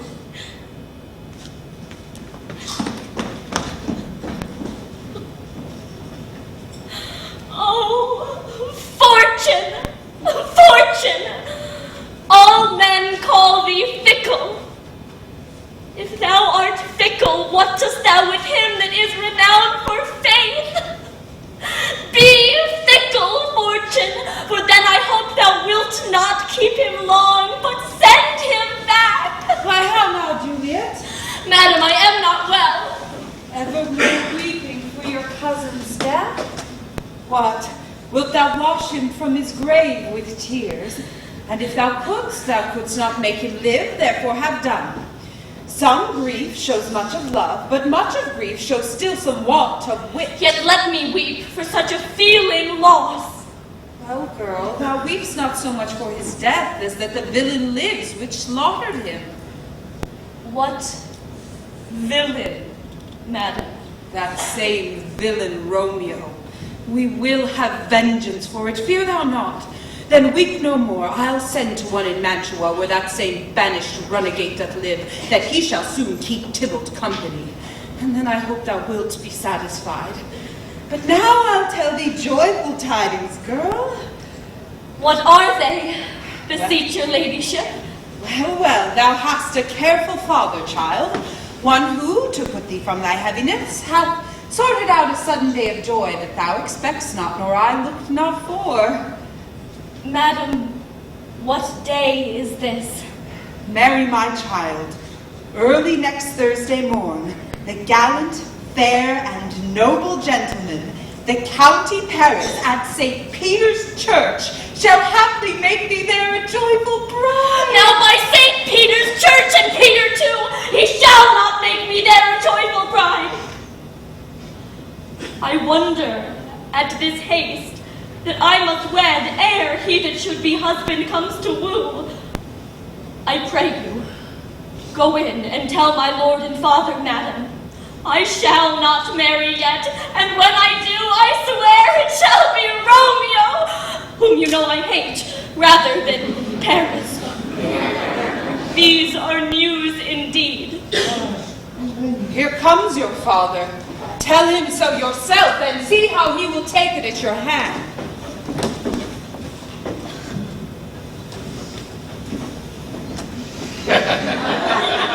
How now? Still in tears, evermore showering in one little body. How now, wife, have you delivered to her our decree? Aye, sir, but she will none. She gives you thanks. I would the fool were married to her grave. Soft, take me with you. Take me with you, wife. How will she none? Doth she not give us thanks? Is she not proud? Doth she not count her blessed, unworthy as she is, that we have wrought so worthy a gentleman to be her bridegroom? Not proud you have, but thankful that you have. Proud can I never be of what I hate, but thankful even for hate that is meant love. How now? How now? Talk logic. What is this? Proud, and I thank you, and I thank you not.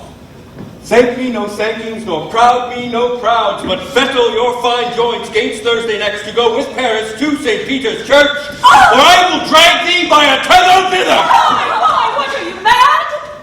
Oh, good father, I beseech you on my knees, hear me with patience, but to speak a word. Hang thee, young baggage! Disobedient wretch, I tell thee what, get thee to church a Thursday, or never after look me in the face. Speak not, reply not, do not answer me! My fingers itch. Wife, we scarce thought us blessed that God had lent us but this only child, but now I see this one is one too much, and that we have a curse in having her. Out on her, Hilding! God in heaven bless her. You are to blame, my lord, to rate her so. Hold your tongue! You are too hot. God's bread, it makes me mad!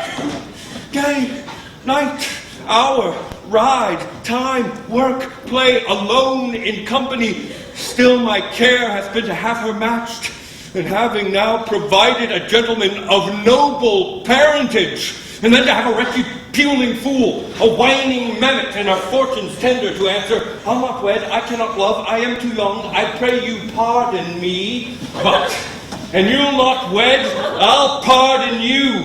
Graze where you will, you shall not house with me. Trust to it, think on't, I do not use to jest. Thursday is near, lay hand on heart, advise. And you be mine, I'll give you to my friend, and you be not. Hang, beg, starve, die in the streets, for by my soul I'll ne'er acknowledge thee, nor what is mine shall never do thee good. Trust to it, bethink you. I'll not be forsworn. Oh, sweet my mother, cast me not away. Delay this marriage for a month, a week, or if you do not, make my bridal bed in that dim monument where Tybalt lies. Talk not to me, for I'll speak not a word. Do what thou wilt, for I have done with thee. Oh, God! Oh, nurse, how shall this be prevented? What sayest thou? Some comfort, nurse! Faith, here it is. I think it's best you marry the fair Paris. Oh, he's a lovely gentleman. Speakest thou from thy heart? And from my soul, too, else beshrew them both. Amen. What? Well, thou hast comforted me marvelous much. Go in and tell my lady I am gone, having displeased my father, to Laurence's cell, to make confession and to be absolved. Marry, I will. And this is wisely done.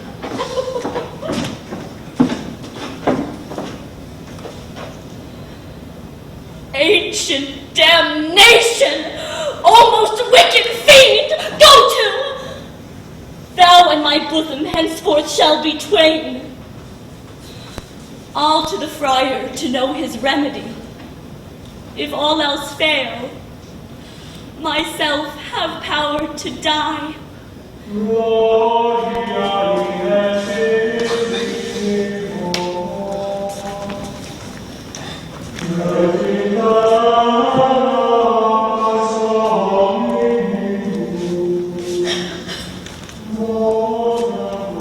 On Thursday, sir? The time is very short.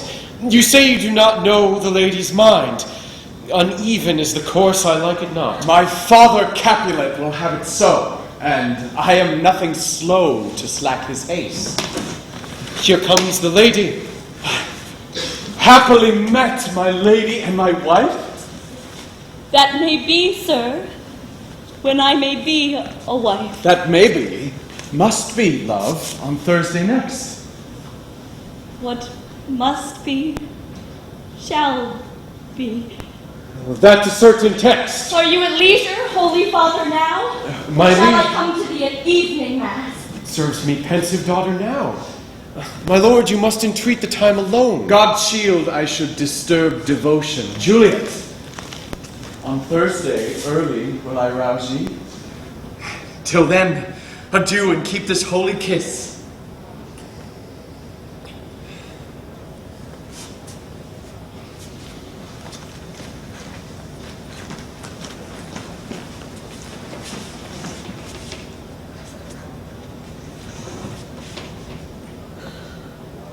Come, weep with me, past hope, past care, past hell. Oh, Juliet, I already know thy grief. It streams me past the compass of my wits. I hear thou must, and nothing may prorogue it, on Thursday next be married to this county. Tell me not, friar, that thou hearest of this, unless thou tell me how I may prevent it. If in thy wisdom thou canst give no help, do thou but call my resolution wise, and with this knife I'll help it presently. God joined my hand and Romeo's, thou our heart. And ere this hand by thee to Romeo sealed shall be the label to another deed, or my true heart with treacherous revolt turn to another, this shall slay them both. Be not so long to speak, I long to die, if what thou speakst, speak not of remedy. Hold, daughter, for I do spy a kind of hope, which craves as desperate an execution as that is desperate which we would prevent. If rather than to marry County Paris, thou hast the strength of will to slay thyself, then it is likely thou wilt undertake a thing like death to chide away this shame. If thou darest, I'll give thee remedy.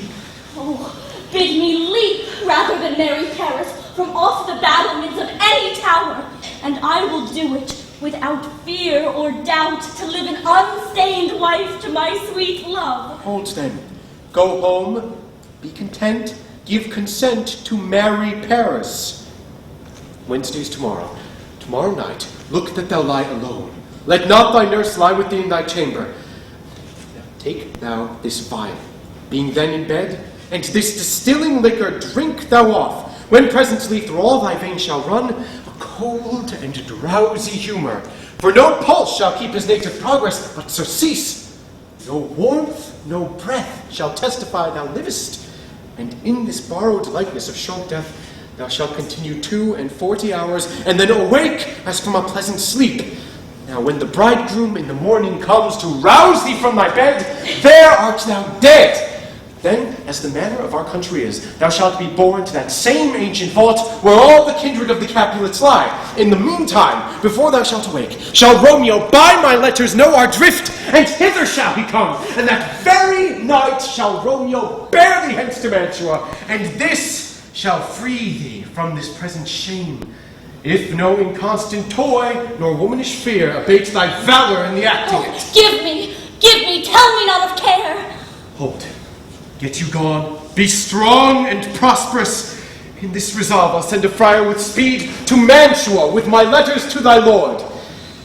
Love gives me strength, and strength shall help.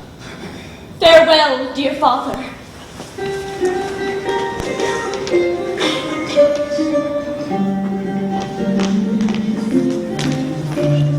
So many guests invite as here are writ. Go, Sirrah, and hire me 20 cunning cooks. Go, be gone. We shall be much unfurnished for this time. What? Is my daughter gone to Friar Laurence? Aye, forsooth. Well, he may chance to do some good on her. A peevish, self-willed harlotry it is. See where she comes from, shrift with merry look. Why, how now, my headstrong? Where have you been loitering? Where I have learnt me to repent the sin of disobedient opposition. To you and your behests I am enjoined by holy Laurence to fall prostrate here and beg your pardon. Pardon, I beseech you. Henceforward I am ever ruled by you. Send for the county, go tell them of this. I'll have this knot knit up tomorrow morning. I met the youthful lord at Laurence's cell, and gave him what becomed love I might, not stepping o'er the bounds of modesty. Why, I am glad on't. This is well. Stand up. This is as should be. Let me see the county. I marry go, I say, and fetch him hither. Nurse, will you go with me into my closet to help me sort such needful ornaments as you think fit to furnish me tomorrow? No, not till Thursday. There's time enough. Go, nurse, go with her. We'll to church tomorrow. We shall be short in our provision. 'Tis now near night. Tosh! I will stir about, and all things shall be well. I warrant thee, wife. Go thou to Juliet. Help to deck up her. I'll not to bed tonight. Let me alone. I'll play the housewife for this once. What ho! They are all forth. Well, I will walk myself to County Paris to prepare him up against tomorrow. My heart is wondrous light since this same wayward girl is so reclaimed.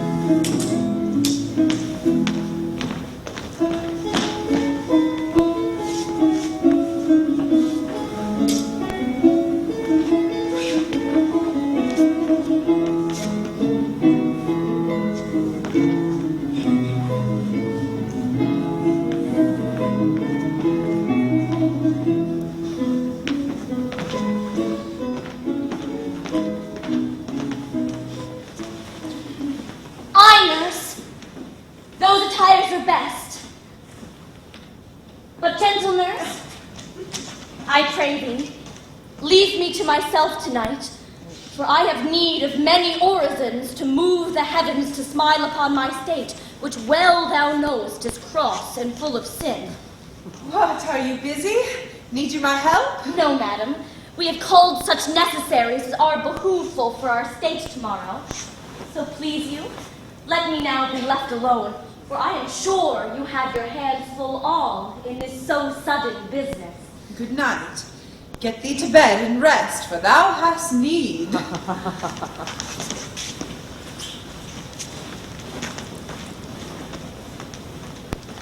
Farewell.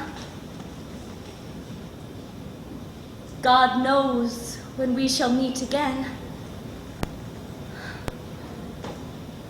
I have a faint, cold fear thrills through my veins that almost freezes up the heat of fire. Come, vial.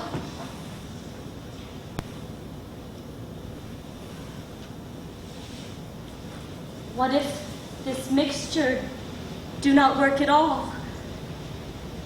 Shall I be married then tomorrow morning? No, no, this shall forbid it. Lie thou there.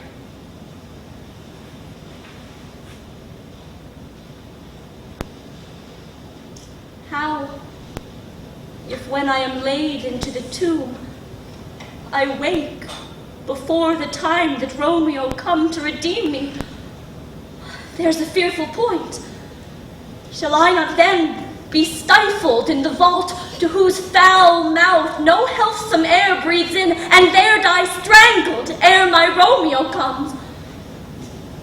Or if I live, is it not very like the horrible conceit of death and night, together with the terror of the place where bloody Tybalt, yet but green in earth, lies festering in his shroud?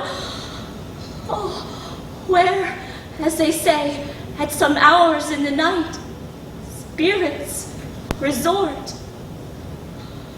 Oh, if I wake, is it not very like I shall grow mad and madly play with my forefathers' joints, and in this rage, with some great kinsman's bone, as with a club, dash out my desperate brains. Oh, look! Methinks I see my cousin's ghost, seeking out Romeo that did spit his body upon a rapier's point. Stay, Tybalt, stay! Romeo, Romeo, Romeo. Here's drink. I drink to thee.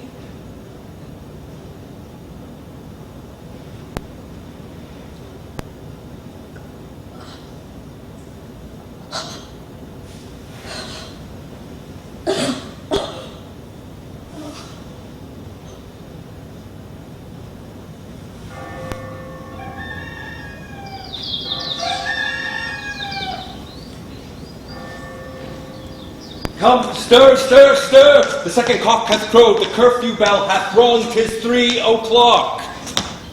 Look to the baked meats, good Angelica, spare not for cost. Go, you rascal, go. Get you to bed. Faith, you'll be sick tomorrow for this night's watching. No, not a whit.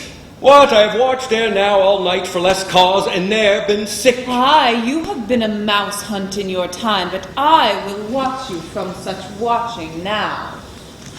A jealous hood. A jealous hood. Good faith, 'tis day. The county will be here with music straight, for so he said he would. I hear him near. Nurse, wife, what ho? But nurse, I say, go wake in Juliet, go and trim up her. I'll go and chat with Paris. Hi, make haste, make haste. The bridegroom, he has come already. Make haste, I say.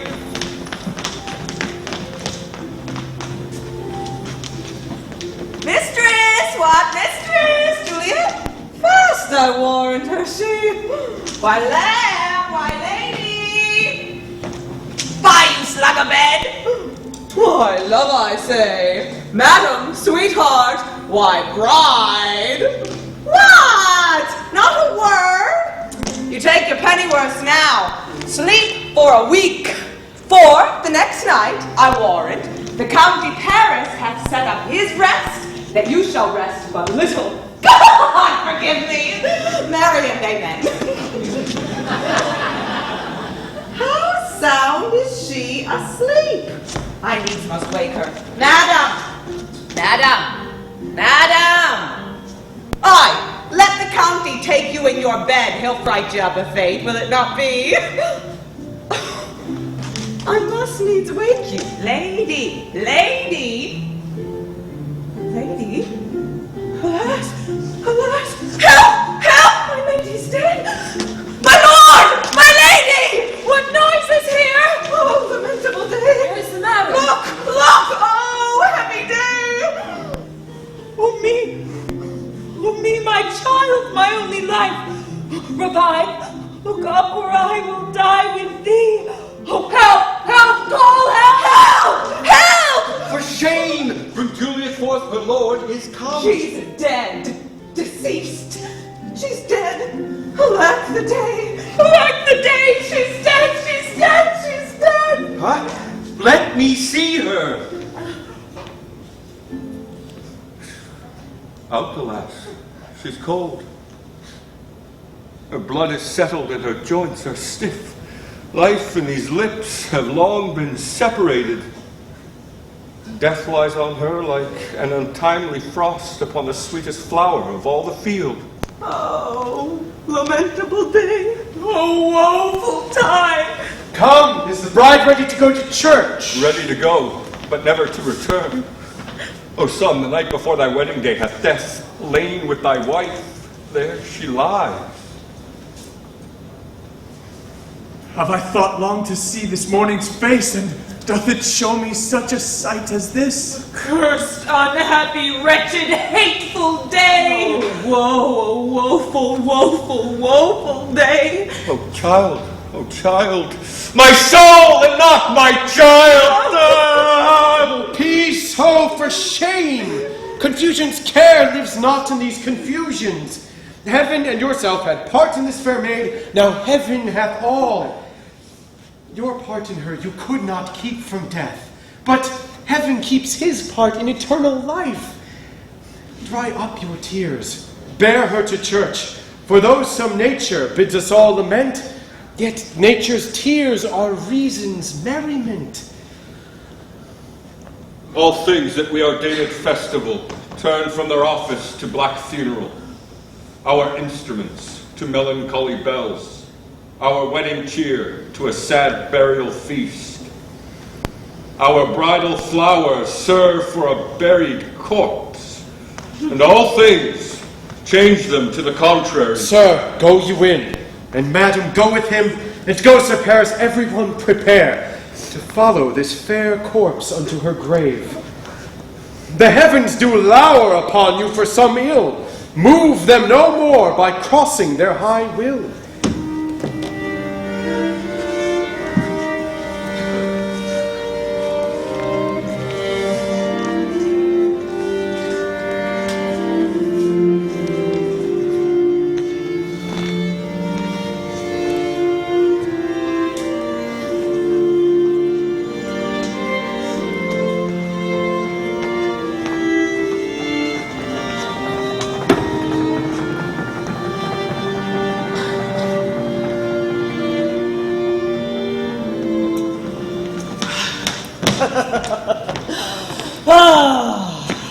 If I may trust the flattering truth of sleep, my dreams presage some joyful news at hand. I dreamt my lady came and found me dead. It's a strange dream that gives a dead man leave to think, and breathed such life with kisses in my lips that I revived and was an emperor. Ay me, how sweet is love, itself possessed, when but love's shadows are so rich in joy. News from Verona. How now, Balthazar? Dost thou not bring me letters from the friar? How doth my lady? Is my father well? How doth my lady Juliet? That I ask again, for nothing can be ill if she be well. She is well, and nothing can be ill. Her body sleeps in Capel's monument, and her immortal part with angels live. I saw her laid low in her kindred's vault, and presently took post to tell it you. Oh, pardon me for bringing these ill news, since you did leave it for my office, sir. Is it e'en so?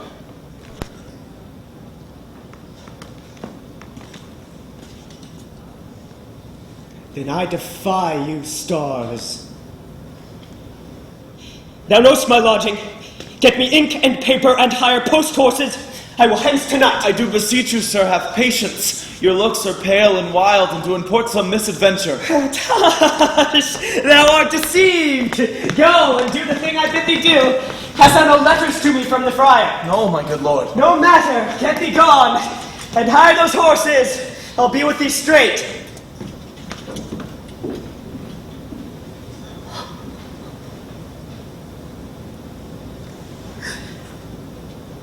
Well, Juliet, I will lie with thee tonight. Let's see for means. Oh, mischief, thou art quick to enter in the thoughts of desperate men. I do remember an apothecary, and hereabouts dwells. Meager were his looks. Sharp misery had worn him to the bone. Noting this penury, to myself I said, and if a man did need a poison now, here's a caitiff wretch would sell it him. Oh, this same thought did but forerun my need, and the same needy man must give it me. As I remember, this should be the house. What ho! Apothecary! Who calls so loud? Come hither, man. I see that thou art poor. Hold! Here is 40 ducats. Let me have a dram of poison, such soon's feeding dear as will disperse itself through all the veins, that the life-weary taker may fall dead. Such mortal drugs I have, but Mantua's law is death to any that utter them. Art thou so bare and full of wretchedness and fierce to die? Famine is in thy cheeks. Need and oppression starveth in thy eye. Contempt and beggary hangs upon thy back.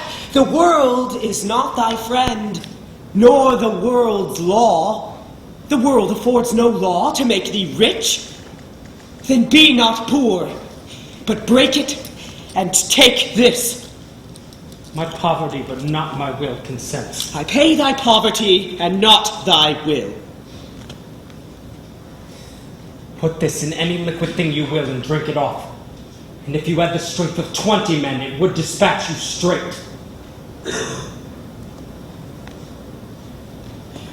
Here's thy gold. Buy food and get thee in flesh, and farewell, good fellow. Come, Cordial, go with me to Juliet's grave, for there must I use thee.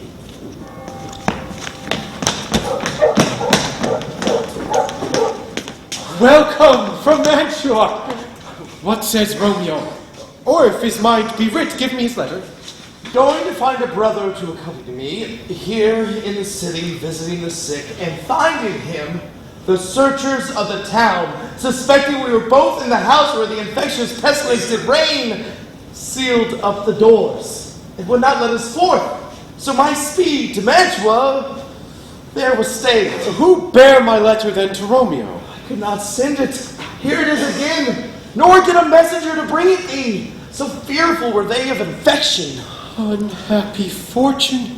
By my brotherhood, the letter was not nice, but full of charge, of dear import, and the neglecting it made you much danger. Friar John, go hence, get me an iron crow, and bring it straight. Brother, I will go and bring it thee. How must I to the monument alone? Within this 3 hours will fair Juliet wake. Oh, she will beshrew me much that Romeo hath had no notice of these accidents. But I will write again to Mantua, and keep her at my cell till Romeo come. Poor living corpse, closed in a dead man's tomb.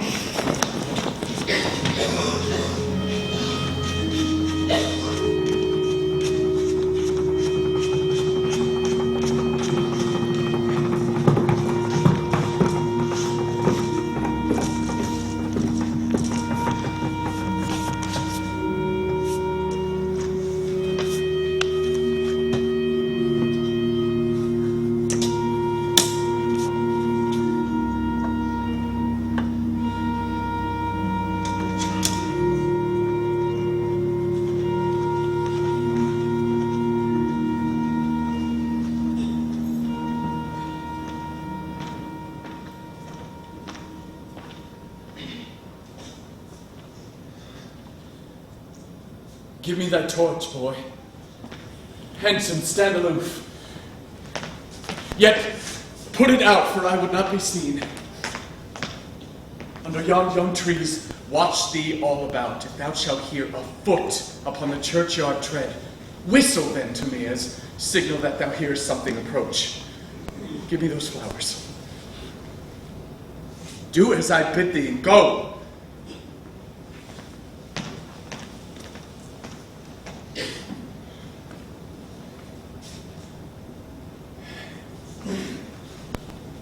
Sweet flower, with flowers thy bridal bed I strew, which with sweet water nightly I will dew. The obsequies that I for thee will keep nightly shall be to strew thy grave and weep. The boy gives warning. Something doth approach.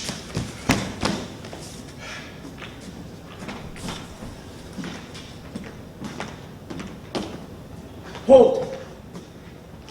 Take this letter. Early in the morning, see thou deliver it to my lord and father. Upon thy life I charge thee. Why I descend into this bed of death is to behold my lady's face. Therefore hence, be gone. Be gone, sir, and not trouble you. So shalt thou show me friendship. Live and be prosperous, and farewell, good fellow. Here is come to do some villainous shame to the dead bodies. I will apprehend him. Stop thy unhallowed toil, vile Montague. Condemned villain, I do apprehend thee. Obey and go with me, for thou must die. I must indeed, and therefore came I hither. Am not a desperate man! Fly hence and leave me! Put not another sin upon my head by urging me to fury. Oh, be gone! By heaven, I love thee better than myself! I do defy thy commiseration, and apprehend thee for a felon here. Wilt thou provoke me? Then have at thee, boy!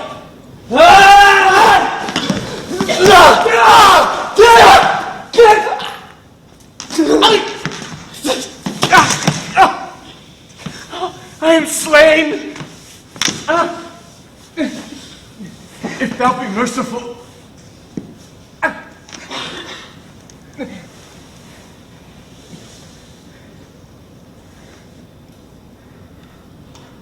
Let me peruse this face. Mercutio's kinsman, noble county, Paris. I will bury thee in a triumphant grave.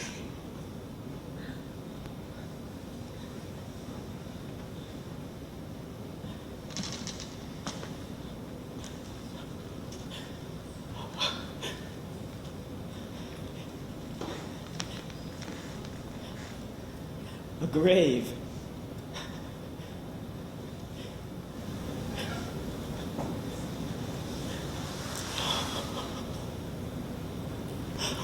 Oh, no. A lantern. For here lies Juliet, and her beauty makes this vault a feasting presence full of light.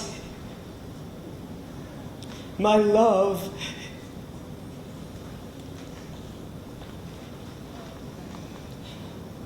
my wife, death that hath sucked the honey from thy breath hath had no power yet upon thy beauty. Thou art not conquered. Beauty's ensign yet is crimson in thy lips and in thy cheeks, and death's pale flag is not advanced there.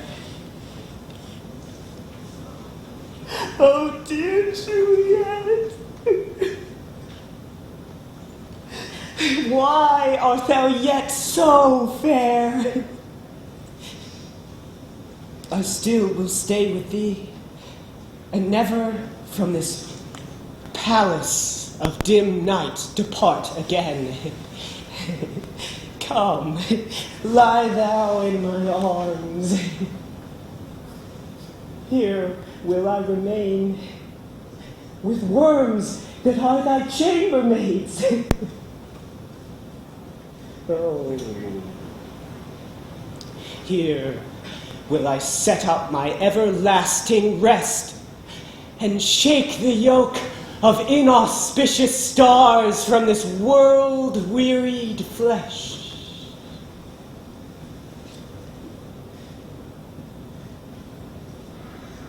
Eyes, look your last.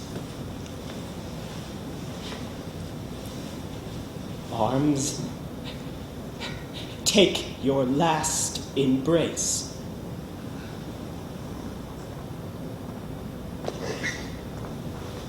And lips, oh, you, the doors of breath, seal with a righteous kiss, a dateless bargain to engrossing death. Here's to my love.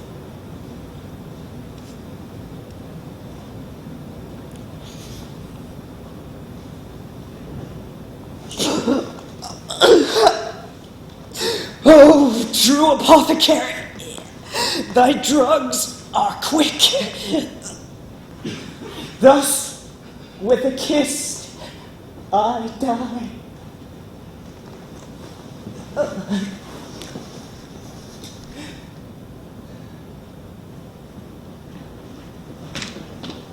Romeo! Alack! Alack! Romeo! Oh, pale! Who else? What? Paris too? Steeped in blood? Oh, what an unkind hour is guilty of this lamentable chance! The lady stirs.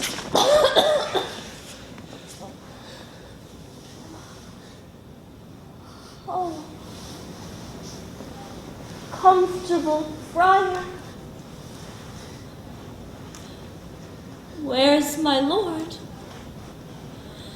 I do remember well where I should be, and there I am. Where is my Romeo? This way! I hear some noise. Lady, come from that nest of death, contagion, and unnatural sleep. A greater power than we can contradict hath thwarted our intent. Come away! Thy husband in thy bosom there lies dead. And Paris too. Come, I'll dispose of thee among a sisterhood of holy nuns. Stay not to question, for the watch is coming. Come, go, good Juliet. I dare no longer stay. Go get thee hence, for I will not away.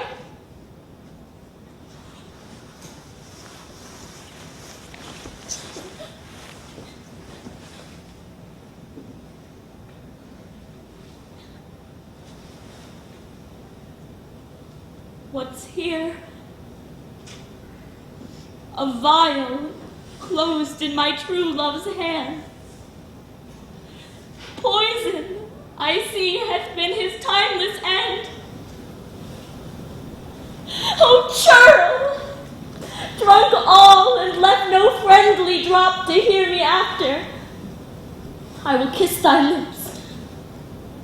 Haply some poison yet doth hang on them, to make me die with a restorative.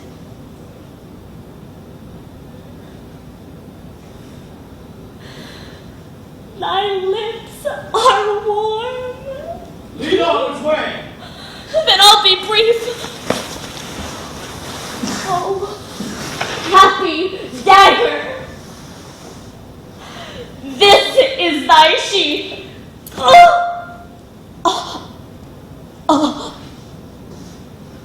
There, rust, and let me die.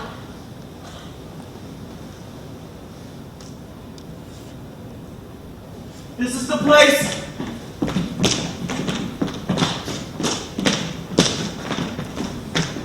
The ground is bloody. Send them up to churchyard! Where do you find attached? The prince and Capulets will soon be here. Raise up the Montagues! See the ground whereon these walls do lie. Cannot without circumstance describe. What misadventure is so early up that calls our person from our morning's rest? Sovereign, here lies the county parish slain. Romeo dead, Juliet dead before a woman you killed. Here's one. Found him in the churchyard. Here's a friar who trembles, sighs, and weeps.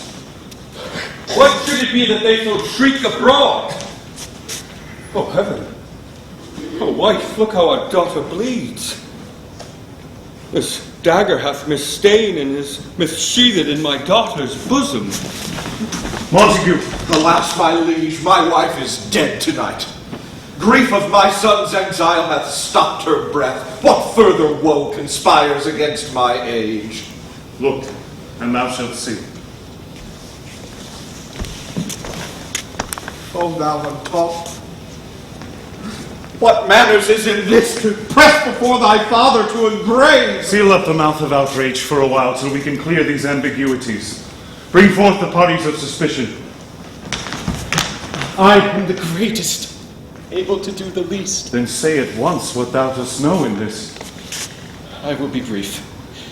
Romeo, there dead, was husband to that Juliet. And she, there dead, that's Romeo's faithful wife. I married them. And their stolen marriage day was Tybalt's doomsday, whose untimely death banished the new-made bridegroom from the city. You, to remove that siege of grief from her, betrothed and would have married her perforce to county Paris. Then comes she to me, and with wild looks bid me devise some means to rid her from this second marriage, or there in my cell would she kill herself. Then gave I her, so tutored by my art, a sleeping potion, which took effect as I intended, for it wrought on her the form of death. Meantime, I writ to Romeo that he should hither come, as this dire night, to help to take her from her borrowed grave. But he which bore my letter, Friar John, was stayed by accident, and yesternight returned my letter back. Then all alone, at the prefixed hour of her waking, came I to take her from her kindred's vault, meaning to keep her closely at my cell till I conveniently could send to Romeo. But when I came, some minute ere the time of her waking, here untimely lay the noble Paris and true Romeo dead. She wakes, I entreated her, come forth! But then a noise did scare me from the tomb, and she, too desperate, would not go with me, but as it seems, did violence on herself. All this I know, and if aught in this miscarried by my fault, let my poor life be sacrificed unto the rigor of severest law. We still have known thee for a holy man. What can he say in this? I brought my master news of Juliet's death, and then in post he came from Mantua to this same place, to this same monument. This letter he early bid me give his father. Cyril, what made the county in this place? He came with flowers to strew his lady's grave, and bid me stand aloof, and so I did. Anon comes one with light to ope the tomb, and then I ran away. This letter doth make good the friar's words. Their course of love, the tidings of her death. And here he writes that he did buy a poison of a poor apothecary, and therewithal came to this vault to die and lie with Juliet. Capulet, Montague, see what a scourge is laid upon your hate, that heaven finds means to kill your joys with love. And I, for winking at your discords too, have lost a brace of kinsmen. All are punished. O brother Montague, give me thy hand. This is my daughter's jointure, for no more can I demand. But I can give thee more. For I will raise her statue in pure gold, that whilst Verona by that name is known, there shall no figure at that rate be set as that of true and faithful Juliet. As rich shall Romeo by his lady lie. Poor sacrifices of our enmity. A glooming peace this morning with it brings. Go hence to have more talk of these sad things. For never was a story of more woe than this of Juliet and her Romeo.